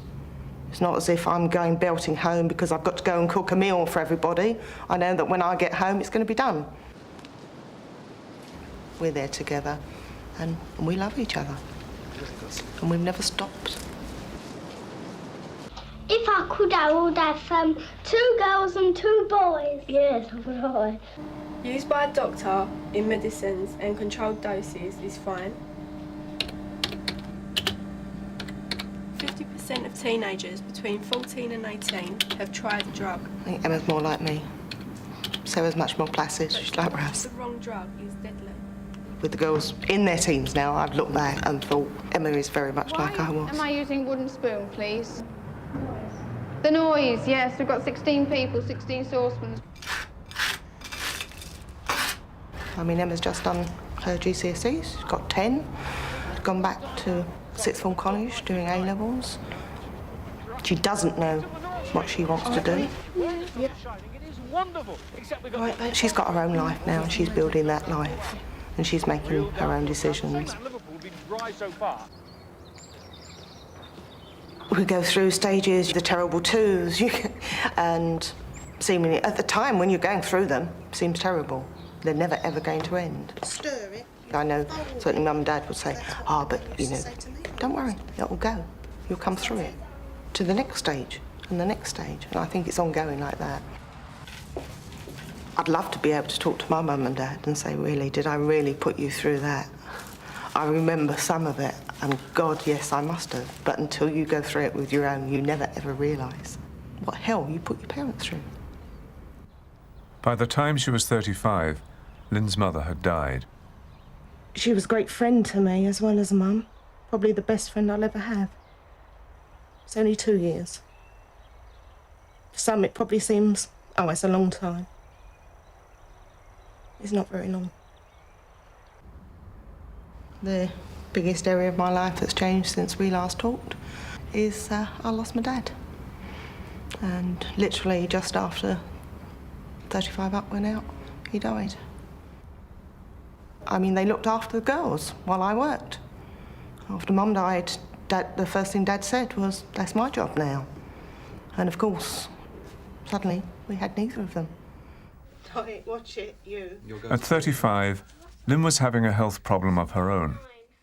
They stuck all these tubes up inside me and discovered that I got these veins up here that shouldn't be there. In your brain? Mm-hmm. And what can they do about it? Not a lot at the moment. They're investigating other treatments, but the surgeon says that he doesn't want to operate at the moment because the risk, it's too near the optic nerve. Well, it's never going to go away. I've still got this vein malformation. It'll always be there. Obviously, I had it from birth. Hello, Neil, it's Lynn. How did it go last night? Did you manage to get into it? There's a 1% chance that it could hemorrhage. Phone down. I've got more chance of being knocked down crossing the street. And in that perspective, I don't worry about it at all. Oh, it's just problems, Neil. Do you think about dying a lot? No, doesn't worry me at all. I think my dad taught me that. He wasn't scared of death at all. And it's the people that are left behind that take the brunt of someone dying. That one was, yes, so they'll keep that back, and once the person that's reserved it... Is there a spiritual side to your life? Yes. You talk about that? No. Why? It's private, it's personal, it's me. It's part of what makes me up, makes me, me. Sometimes things are not good, are they? And I know that you would have thought about that, because at the moment... Do you think morality has changed in your lifetime? Consulting. I think we've lost an awful lot of morality. A lot of values, in my opinion, have gone. Like what? Respect. Seems to be a great lack of it, of respect for anything. I think that's what makes part of it hard bringing up children nowadays, because our values are so high and actually expecting them to maintain those values. Are you asking too much of them? I do expect a lot of them, but I think I'm flexible as well. And I'm learning when to let go. I mean, for me, I'm lucky. You know, everything's worked out. I'm like the girls, but they've lost a relationship and then they've gained new ones. For them, that's the way their life's gone. That's right. Russ and I have been together all I the actually time. envy you that. Of course, we both I do. I envy you that because I don't know how. I mean, whatever the reasoning behind it, you and Russ have made that work, and that was something that I failed at. And me, yeah, it's a failure, definitely. If we did all love Jeffrey and we all want to marry him, I think I know the one that he likes best, and that's her. I don't think I'd get married too early.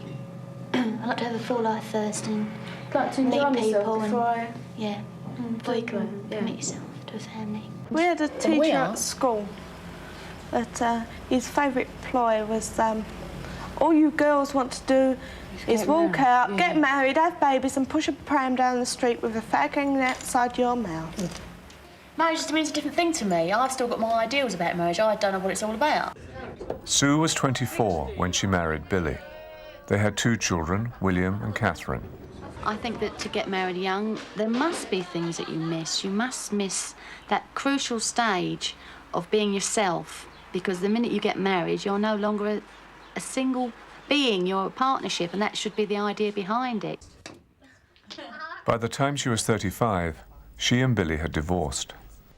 I've never sat down and thought, well, what was it? Was it this? Was it that? I just knew it wasn't working. I mean, there have been relationships when I could have settled, but they didn't feel quite right.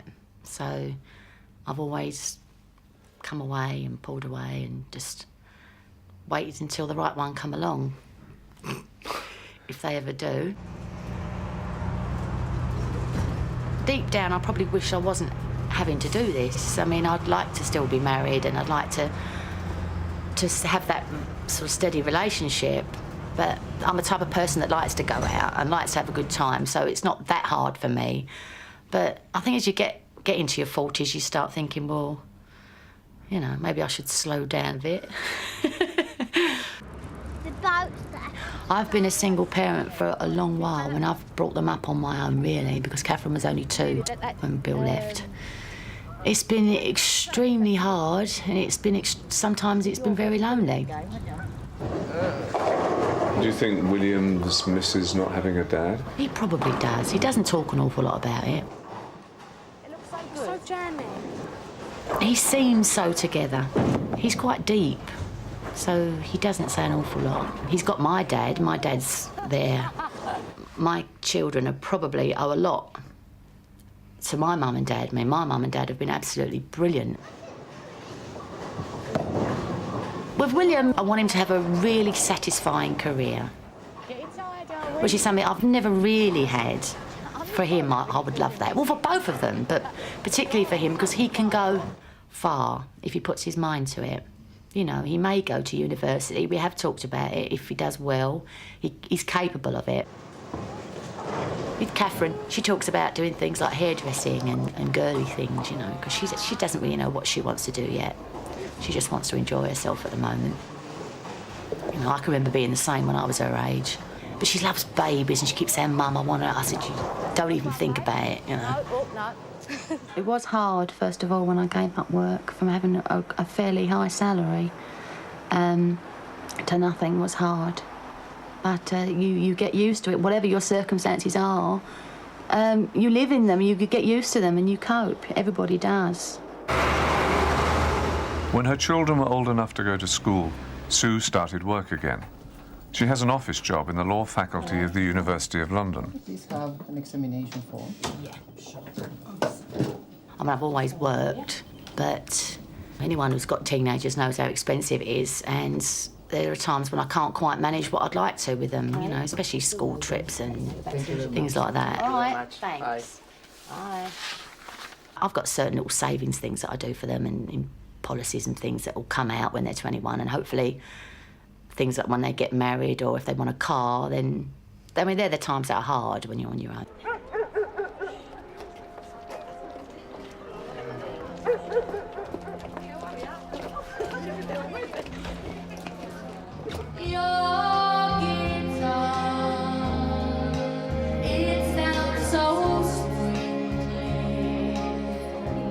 We've all got little secret dreams. And I love to sing, along with millions of others.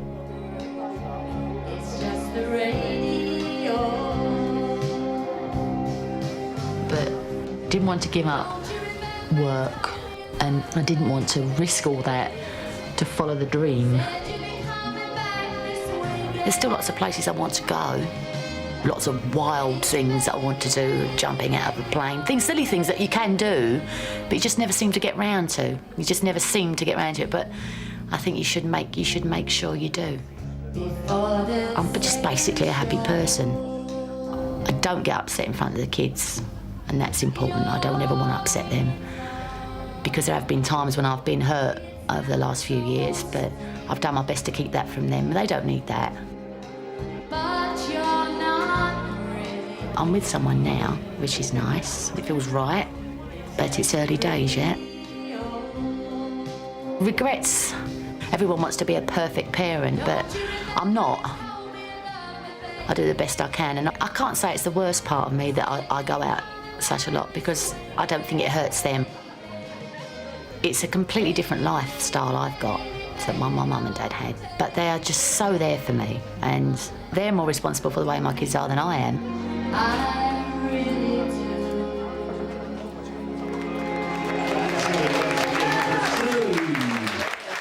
I would like to get married when I grow up. Well, I don't know what sort of boy, but I think one that that's not got a lot of money, but has got some money, not a lot. Have you got any boyfriends?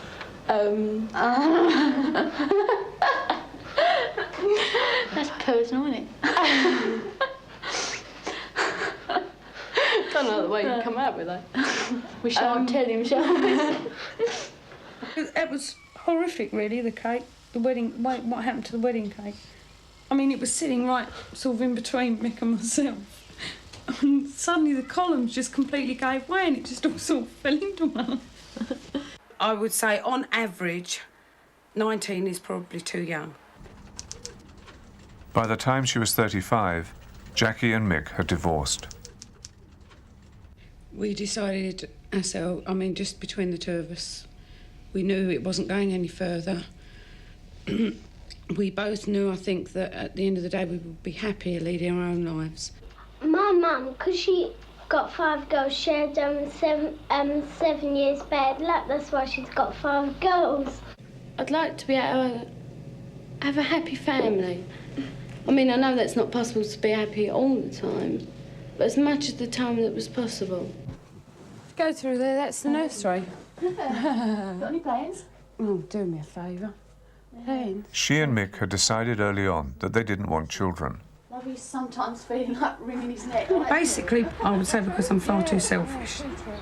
I enjoy doing what I want, when I want and how I want, and certainly at the moment I can't see any way around that. It's not to say that that's a forever decision. Oh. And this one on. Here we go. Oh, yeah. Had a brief but very sweet relationship, the result of which was Charlie. God, blimey, Charlie, you're supposed to clean your teeth, not eating the brush. It's the best thing that could have happened to me. Yeah. And I would never have believed I could have enjoyed a child as much as I enjoy him. Anybody that wanted to know just got told I was pregnant. I wasn't with the father. End of story. Oi, kiss a cuddle. I don't really want Charlie to be an only. I'd love him to have brothers and sisters, but not necessarily loads of them. Just, you know, one would do, actually. Right, Charlie, there's yours. Oh, please eat it all up. Oh, And James. thanks, Mum. Good boy. And last but not least. Could you eat that one for me? After her relationship with Charlie's father ended, she met Ian and had 2 more sons. Which one is the most like you, do you think? At the moment, personality-wise, probably James.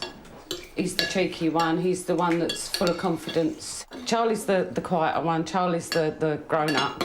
Lee's an absolute bullet. If he wants to do something, he just does it. I mean, no fear of anything. But they're all good boys. Can take them almost anywhere. Almost? Almost anywhere, yeah. What's the most fun? The little things that they come out with, the sheer unexpected pleasure of them. I don't know, it's really hard to describe, but it's just, you know, they come up with so many different comments. Finished.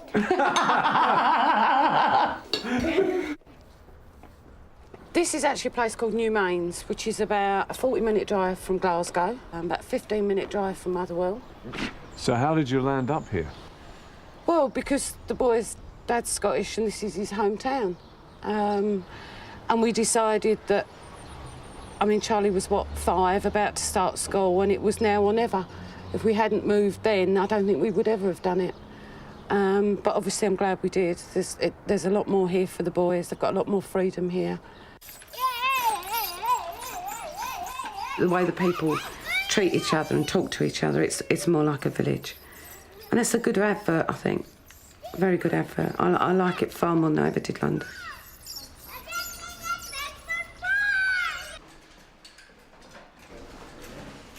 Not long after settling in Scotland, Ian and Jackie split up. And we're now living on our own, although he's a regular visitor and sees the children quite often. Lee. When any couple parts, and I don't care how good or how bad the terms are, there's always a tendency for recrimination, you know, just the usual petty, this was your fault, this was, you know, and blaming each other and that. And it took us a long while to realise just how much the boys were listening to us. They could so easily have grown up thinking that it was their fault, and it wasn't. Not in any way, shape or form. They just happened to be the unlucky victims of it. What would you do if you had lots of money? About me, £2. I would buy myself a new nice house, you know, one that's all nice and comfy. When Ian and I split up, I actually went into temporary accommodation, and I got housed a couple of miles from here. But that was, I mean, it was furnished because I didn't have anything to take with me. I was there 7 weeks, and they offered me this one. With the help of family and friends, and word goes out, Jackie's needing some stuff, and it all just suddenly arrived. The poor, if you don't help them, they'll sort of die soon, wouldn't they? I think it might be a bit low on the ground, that snow. I don't think it's quite enough up there, do you? I don't cope financially. Without my mother-in-law stepping in to fill the gap, I wouldn't be coping. It's really hard to explain to anyone who's not had to do it. But you get to a point where either that bill doesn't get paid or your children don't eat. So obviously your children eat, which means that either my mother-in-law pays the bill or she makes sure that my food's in for the following week so I can pay the bills. But it's not easy to live like it. Come on, swans. She's brilliant. If I could have chosen a mother-in-law, she was the one I would have chosen. She's great for me. She's absolutely brilliant with the children. And she's just always there when I need her to be. You leave him alone. At the moment, I mean, a career's probably about the furthest thing from my mind. And I don't really know what I'm aiming for, except to get the house together. My father had a reasonably good education. He never went to the local comprehensive, but at the same time, I don't think he was too worried which way I decided to go. Oh, I've no doubts I could have done more.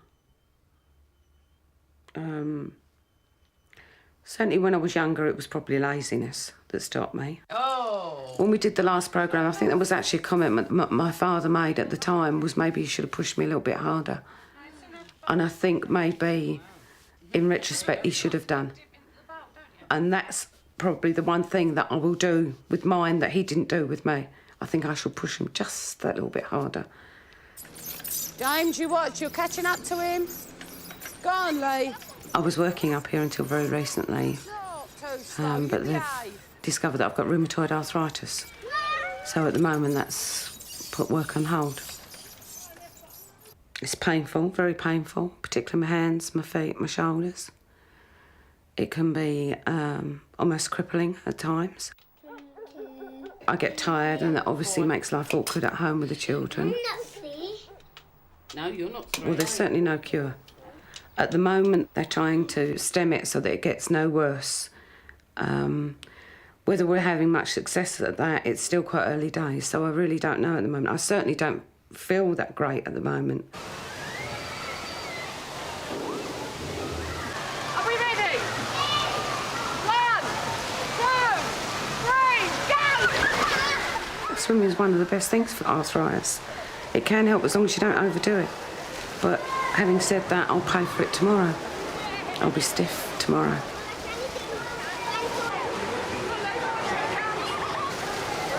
I shouldn't really lift Lee. If Lee wants to cuddle, he should sit on my lap and I should cuddle him on my lap. But how do you tell a 4-year-old, no, you can't lift them? I mean, I can't stop being his mum just because I'm not well. Do you remember those scenes at 21 when you were showing them round the house at East Tilbury? Yeah. Boy, we've gone a long way, haven't we? Just a bit. Oh, God. Yeah, in fact, don't flash back to that at this point, please. Just the double chins and the age and... I mean, the funny part about it is you don't think about your age until you think about something like that. I mean, when you think how many years ago that was, and it was all so new and so fresh, and yet I've done exactly the same now. I've just started all over again, but with 3 children in tow this time. But that's life. So much hope then, wasn't there? There still is. Oh, there still is. Don't make that mistake, Mike. Well, I am no way... I am down and I'm depressed about my illness, but I'm certainly not down and depressed about my life. I will not... Nothing's going to do that. I've got 3 wonderful boys. I've got a loving family around me. I mean, I'm lucky. There are a lot of people that are a damn sight worse off than I am. A lot of people. Well, we pretend we've got swords, and we make the noise of the swords fighting, and when somebody stabs us, we go, ah. Neil grew up in a Liverpool suburb. In the winter, if you lived in the country, well, it was just all wet, and there wouldn't be anything for miles around, and if you get soaked if you tried to go out, and there's no shelter anywhere except in your own house. But in the town, you can go out on wet, wintry days because you can always find somewhere to shelter because there's lots of places. At 14, he was at a local comprehensive school. It's a very good idea to have competition. Otherwise, you might start to relax, really, and not so try hard enough. Being in set 1, it's very, very hard to keep up with the leaders. I never have a time to relax at all. Neil had dreams of going to Oxford, but he didn't get in. Instead, he went to Aberdeen University, but dropped out after a term. At 21, he was working on a building site and living in a squat. I came to London and I contacted an agency for squatters, and they were able to give me the address of somebody who was able to help people who were looking for accommodation in the London area. You've kicked against the stability that's... I don't think I ever had any stability, to be quite honest. I can't think of any time in my life when I ever did. I don't think I've been kicking against anything. I think I've been kicking in mid-air the whole of my life. At 28, he was homeless, wandering around the west coast of Scotland. If the state didn't give us any money, it would probably just mean crime. And I'm glad I don't have to steal to keep myself alive. If the money runs out, well, then for a few days there's nowhere to go to. And that's all you can do. I simply have to find the warmest shed I can find. How do people regard you here? Well, I'm still known as an eccentric, as I have been since about the age of 16 or so. I'm not claiming that I feel as though I'm in some sort of nirvana, but I'm claiming that if I was living in a bedsit in suburbia, I'd be so miserable, I'd feel like cutting my throat. At 35, we found him living on a council estate in the most northerly part of Britain, the Shetland Islands. The nice thing about here is that you can cut yourself off when you want, because there are people living around, but they're pretty quiet people. It's an environment which sustains me. It's one in which I can survive. I still feel my real place is in the world where people are doing what the majority of people do. And the reason I don't feel safe is because I think I'm getting more and more used to this lifestyle, which eventually I shall have to give up. And what would you like to be doing, say, in 7 years? I can think of all kinds of things I'd like to be doing. The real question is what am I likely to be doing?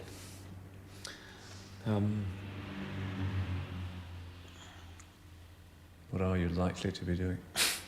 And that's a horrible question. I tend to think the most likely answer is that I'll be wandering homeless around the streets of London. But with a bit of luck, that would happen.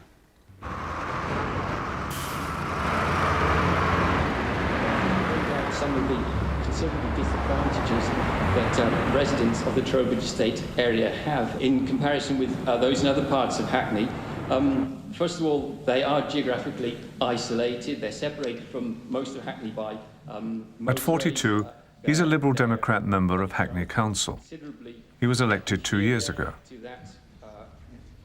While I was in Shetland, I felt very strongly that I should become involved in politics, simply because I felt I was not achieving anything in the ways I really wanted to. And I could see decisions being made politically by people I felt were not competent to make them, and who I felt were not representing the majority of the public. And I felt angry. I thought, in my own small way, I've got to get in there. And I think more people should. I think it's only apathy which leads to bad government at any level.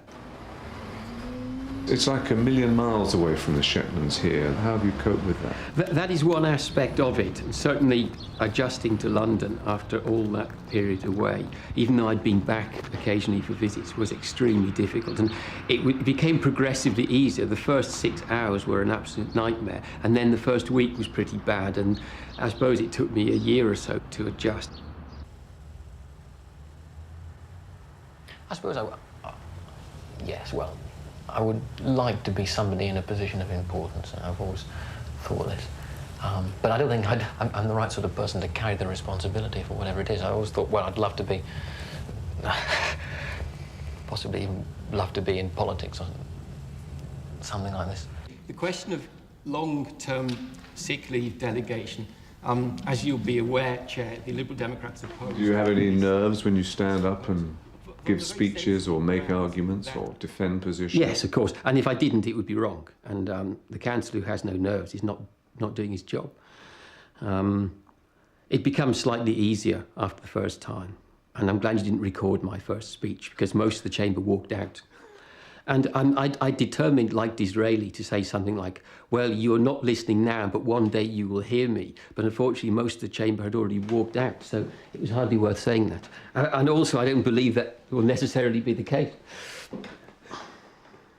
Well, I'm going to take people to the country and sometimes take them to the seaside, and I'll have a big loud speaker in the motor coach and tell them whereabouts we are and what we're going to do and what the name of the road is and all about that. Do the days seem long for you? They can do.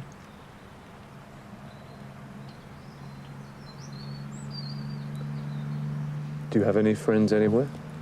I have some good friends still in England. Father God, we thank you for the love that you showed to us all in creation. We pray that that love may grow and take root wherever Bruce and Penny find themselves from now on. We pray that you will give them both understanding and patience. I think it was after the 28 programme, there was organised a dinner just to say farewell to everybody, really. I don't think the idea was that we would get to know each other and become friends and see each other in the meanwhile. But I think Neil turned up without much notice. I can't really remember. I came down from Scotland, in fact. Right. Yeah. And I don't think anywhere had been arranged for him to stay. I mean, I think there was for all those who'd keep, you know, I'm not exactly sure what happened. And I said, oh, well, you can always keep on my spare bed. I think that the time between my moving to London from Shetland and actually finding my own accommodation in London must have been around about 2 months. And all that time I stayed with Bruce. Was that difficult? Not at all. No, he was a model host. Although he did always insist on measuring the amount of bath water there was in the bath. I'm not quite sure why that was.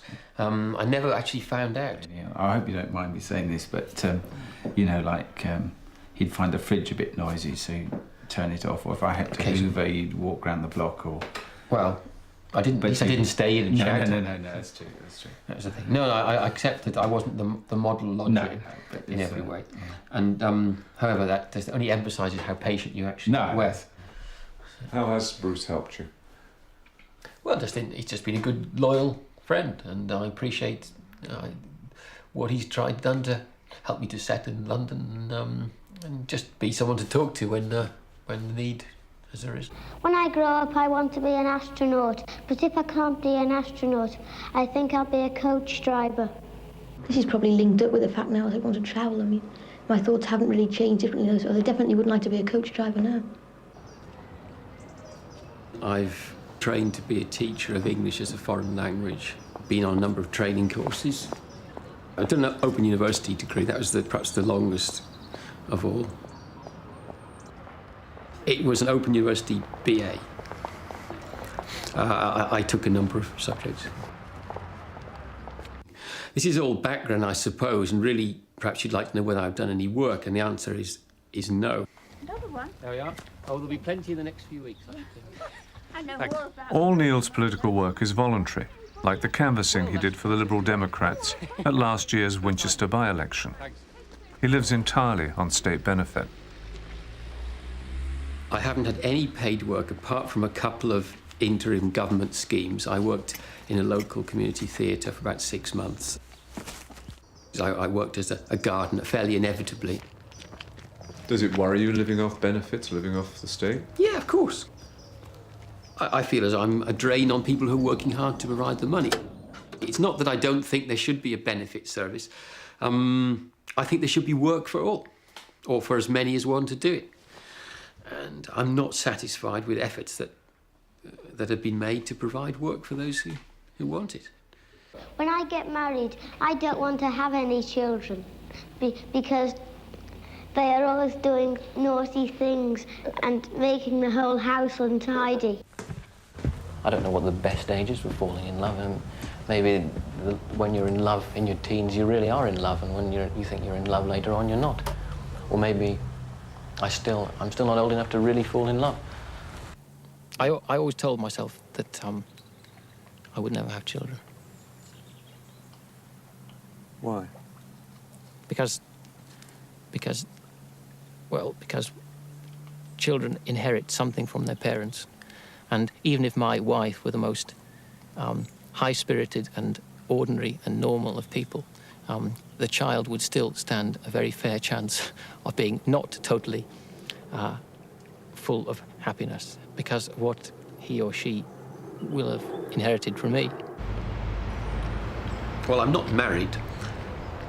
I value all experience, and I feel as part of my life hasn't happened. I'm not homosexual, therefore I do hanker after a stable relationship with a woman. I've never been able to achieve that. And I think I'm somehow deficient in my ability to react to certain of the needs of others through not having had that relationship.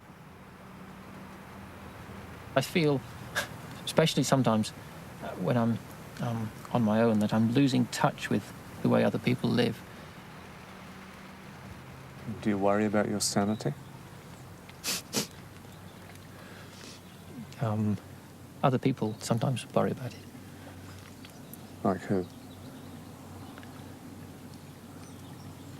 As I said, I sometimes can be found behaving in an erratic fashion.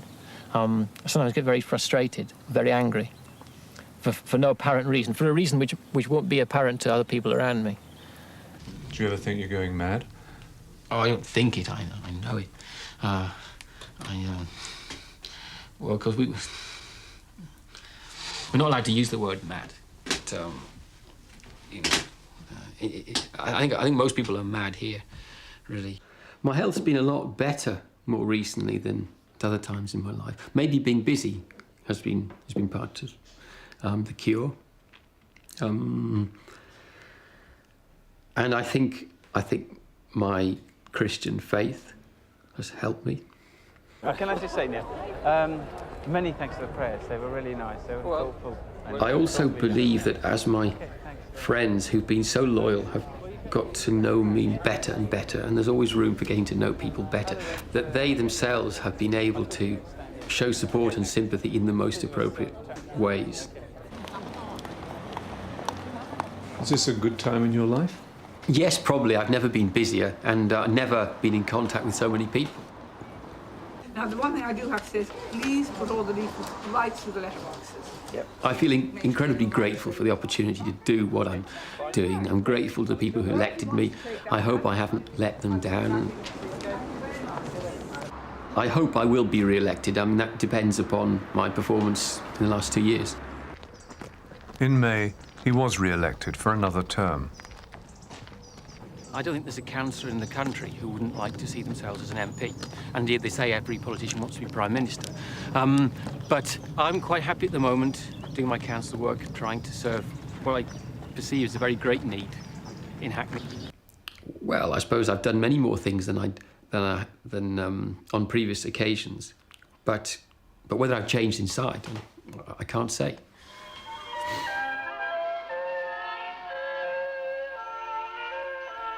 What's the most enjoyable thing in life for you at the moment?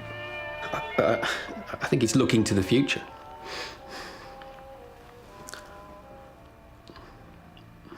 Well, that's a change for the better, isn't it? Well, perhaps that's just because I'm getting old. But I think it's maybe believing that things can't be so bad in the future as they have been in the past. And I think there are certain short-term objectives I have here in Hackney, and if I can achieve a few of those, then I'll be pleased.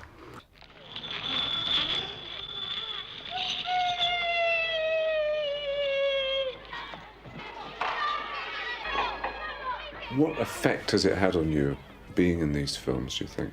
It's funny because before the films start, you think, what on earth have I done with the 7 years that I can possibly say? What can I talk about that I've done? And you panic, you think, I should have done something. I should have done something dramatic, you know. Yeah. I was hoping I'd win the lottery last night so that I could come on and say, yeah. But, you know, life's not like that. Well, I mean, we were talking about my ambitions as a scientist. I mean, my ambition as a scientist is to be more famous for doing science than for being in this film. But unfortunately, Michael, it's not going to happen. I've met some of the most interesting people I know and I'm still in contact with. And this includes people in different parts of the world. And one or two particularly close friendships have been forged through the programme. Although I have to say I was very suspicious when the initial contact was made. I mean, I don't think I'd ever have kept a record of my life in the way that we have with this programme. So yes, I mean, I enjoy doing it, but it's not something that sort of takes a great precedence. If you came and asked me if you could do this to my children, I certainly wouldn't be enthusiastic. I think it's something that I wouldn't want to wish on someone particularly. I think for the first 40-odd years, it's restricted me because I was always shy to start with, and knowing that people were going to be looking at me and watching me, rather than do something that's going to look stupid, I've always pulled myself back. There's a lot of baggage that gets stirred up every 7 years for me that I find very hard to deal with. And I can put it away for the 7 years and then it comes around again and the whole lot comes tumbling out again and I have to deal with it all over again. It hasn't sort of changed my choices in life. I haven't thought, well, I have to be doing this by then, or how will this seem to others, or so on. It's just a kind of periodic little intrusion. It's the only time when you're a cabbie, instead of you picking up the celebrity and saying, hello, you're, say, example, Paul Gascoigne, ain't you? And when they go, oh, I know you, right? And then they turn the tables on you, you know? Would you like that? It's not a question of like. I'm used to it. I don't mind it, you know. It has to be said that I bitterly regret that the headmaster of the school where I was when I was 7 pushed me forward for this series, because every 7 years a little pill of poison is injected into... I know. Well, it's the truth. Being honest, I think, despite all things that I might have said over the years about, well, I know they're coming again, that sort of... I think there's a certain amount of excitement there too, underlying. I'm old enough to admit it now, I suppose, you know. No, it probably is a bit of good fun, I think. Some of us don't see family from 1 year to the next, 7 years on, and I think that's how we all feel about each other, that we're linked, and that can never go. At the end of their very special day in London, after their trip to the zoo and the party, we took our children to an adventure playground. where they could do just what they liked. Those from the children's home set about building a house.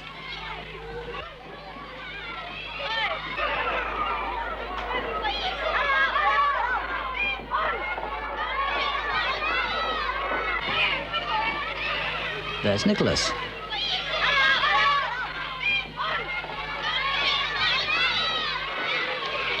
And Tony.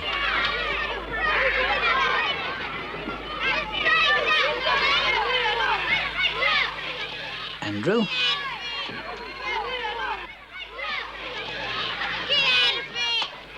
And Bruce.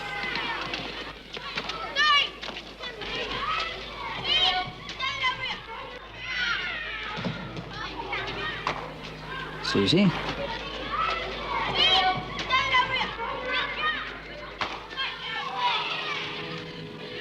Jackie and her friends.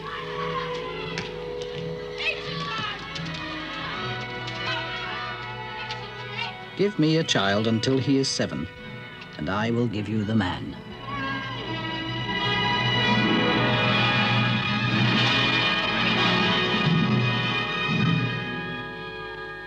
This has been a glimpse of Britain's future.